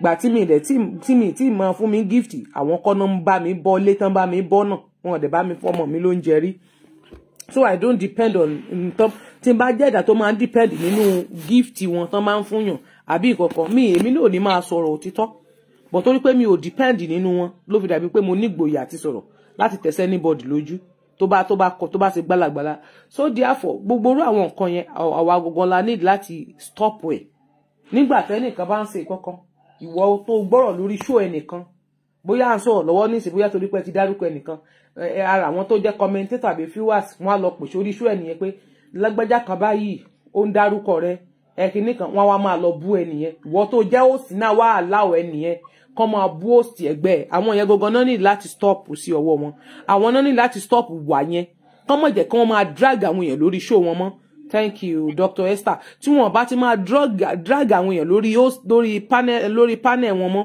ẹ máa rí pé irú àwọn nǹkan yẹn máa ṣẹlẹ̀ ìwọ tó bá fẹ́ báyàn jà tó bá ti ní grocery nínú tẹ́lẹ̀ sáwọn èèyàn lọ bá ẹni yẹn jà fúnra ẹ̀ bó bá ṣe ìwọ náà lọ gbé kámẹ́rà lọ open kámẹ́rà kó lọ máa jà fúnra rẹ̀ kì í ṣe pé kó wá máa lo few tèmi people tèmi kó máa fi drag ẹgbẹ́ tèmi because orí tèmi ló máa bounce lé lórí tó tọ́ bá porí ajá wọn á perí kòkó tá a fi ṣe wọn á ní orí péjì tẹ́ni ọmọ ológo náà ti ń búyàn kan which tèmi ò dẹ̀ nígbà èmi ò kí gba gbogbo yẹn ẹlòmíì tó bá dẹ̀ fẹ́ sọ̀rọ̀ èèyàn lórí mo máa ń pèsè ẹlẹ́rìí lọ́wọ́ tẹ́ ẹ bá ti lẹ́rìí tẹ́ fẹ́ sọ ẹ má drag èèyàn lórí bíbà ṣé ẹni proof tẹ́ ẹ sọ nípa rẹ̀ yẹn ẹni sùúrù ẹ jẹ́ ká kọ́ gbọ́ tẹnu rẹ̀ kẹ́ tó drag bọ́tẹ́ ẹlòmíì ò kì í gbọ́ wọn á ti máa drag ẹni yẹn yàmá they do it for me as well they did it for me wọn ò gbọ́ tẹnu mi wọn ò mọ tí mo ń sọ nípa rẹ̀ wọn ò tiẹ̀ listing wọn ti bẹ̀rẹ̀ sí ní drag mi yàmá láwọn tá a jọ pera wa ní host yìí wọ́n ti bẹ̀rẹ̀ sí ní sóríṣiríṣiríṣiríṣi kìnnìkan so ẹ mọ̀ ọ̀pọ̀lọpọ̀ mi wọ́n tó pé n tó fẹ́ jẹ n ló ń ṣe wọ́n ti sọ ọ̀rọ̀ Mohbad di iṣẹ́ ojúmọ́ ohun tó ń jẹ ti wọn nìyẹn gift ojúmọ́ yẹn ni wọ́n ń jẹ ẹni tí ò bá dẹ́rìí láì lórí gift tó fẹ́ fóun lórí nǹkan tó ń fẹ́ ṣe á dúró nídúró wípé kó ń sọ tọrọ tó so èmi ò lè allow rẹ̀ táwọn èèyàn wá bá ti stop láti máa jẹ́ kán drag àwọn èèyàn lórí host wọn kán máa dẹ́jọ́ ẹlẹ́jọ́ lẹ̀ lórí page wọn ìwọ tó bá mọ̀ pé ó ń báyàn kan jà tẹ́lẹ̀ bó bá mọ̀ pé ò lè sọ lọ gbé fóònù ẹ̀ kó o tàn kámẹ́rà bú ẹni yẹn fúnra rẹ̀ má wá sọ́dọ̀ mi láti máa lọ búyàn lọ́dọ̀ mi kò lè work thank you so much ma kò lè work so tọ́tọ́ máa tí mo mọ̀ pé tá a bá ti lè ṣe yẹn ń lo dà èmi ò lè gbà kán bú àwọn èèyàn yẹn lọ́dọ̀ mi náà. Ẹ ti understand gbogbo area tí mo sọ̀rọ̀ lọ so kí n lè round up láti fún another person náà láàyè that is all the area ibi tí wàhálà ti máa ń wà ẹ rí i pé gbàtà bẹ̀rẹ̀ ọ̀rọ̀ yìí we were about 250 260 out of all those people that are here a lot of wọ́n wá kí wàhálà ṣẹlẹ̀ níbí báyìí kí dragging ṣẹlẹ̀ àwọn nǹkan tó bá ti rí i pé wàhálà ò ṣẹlẹ̀ bí àwa tá a wà ń bí báyìí presently kì í ṣe gbogbo aláwà fún Mohbad àwọn kan wá ká wá dá wà lálẹ́ kí gbogbo ẹ̀ dojú. ẹ mọ nǹkan tó ṣe mọ nǹkan tó fà sá wait sir ṣe mọ reason tó fà sá ṣe mọ reason tó fà ìdí tó farú ẹ̀ ni pé most of àwọn tẹ́ ń wò yìí ni wọ́n ní YouTube tí wọ́n ń kọ́ ti show ní show ìmíì ní Facebook tí wọ́n monetize tó jẹ́ pé ìjà yẹn gangan ẹ wá gbọ́ ibi tí ṣẹlẹ̀ ń bí òun ni wọ́n fi ń ní fíù náà fi ń wò wọ́n ibi tán bá ti ń sọ òtítọ́ èrò lè pọ̀ bẹ́ẹ̀ bọ́ ibi tán bá ti ń parọ́ ẹ máa rí èrò tó máa ya patán máa eré gbẹ̀kan máa ń jà yẹn gan náà máa fún wọn ní gift lẹ́ẹ̀ máa rí tán máa bó láyọ̀ fún wọn bọ́tẹ́ tó bá ń sọ òtítọ́ ọ̀rọ̀ tó mú ọ̀rọ̀ pọlọ wá lẹ́yìn kan máa fún wọn ní igi ewédú ní 2 3 4 máa ti sẹ́ndì ẹ̀dẹ́ 15 ó ti parí nù nígbà tẹni tó sọ òtítọ́ ọ̀rọ̀ tó lo wákàtí tó parí tó ń lọ rí $1 $2 $5 tẹni tó yẹ pé ìjà lásán ló ń jà tó parí tó ń rí 50 tó ń lọ 100 yóò tún wá lọ́la yá èébú ni mo búlé ní tí mo $100 mo tún bọ̀ lọ́la ní tún bọ̀ wá dàgẹ̀ lómi wọ́n tó fún á ti wò pé ìjà yẹn gan lẹ fi ń fáwọn èèyàn lówó ẹni tó kan lè dídì gbé story wá tó mú information wá tó la gbogbo ẹ̀ tó là tó analysis ẹ̀ tó sọ analysis ẹ̀ lẹ́sẹ̀ tí ò fi kan pé méjì á máa parí á máa rí $5 $10 pẹ̀lú gbogbo wákàtí 3 4 5 6 7 tó lò ẹni tó wá ń jà lásán tó ń parọ́ fún yín tẹ́ ń bó fún a máa pa $100 $200 lójúmọ́ ẹ wá rò pé wọn ò ní mọ̀ já lọ ẹ mọ̀ páwọn èèyàn tí wọ́n fún wọn ní gift gan wọ́n ní láti stop àwọn tó ń fún wọn ní gift lórí ìjà kan stop ẹ̀ wọ́n ní láti máa stop ẹ̀.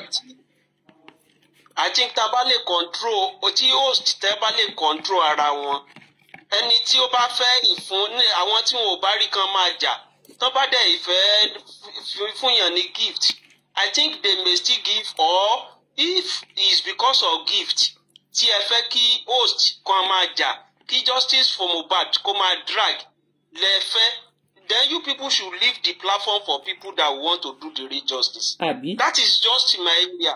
A lot of the senior guys tó wà ń bí sìn báyìí or let me even first say the senior ladies almost everybody.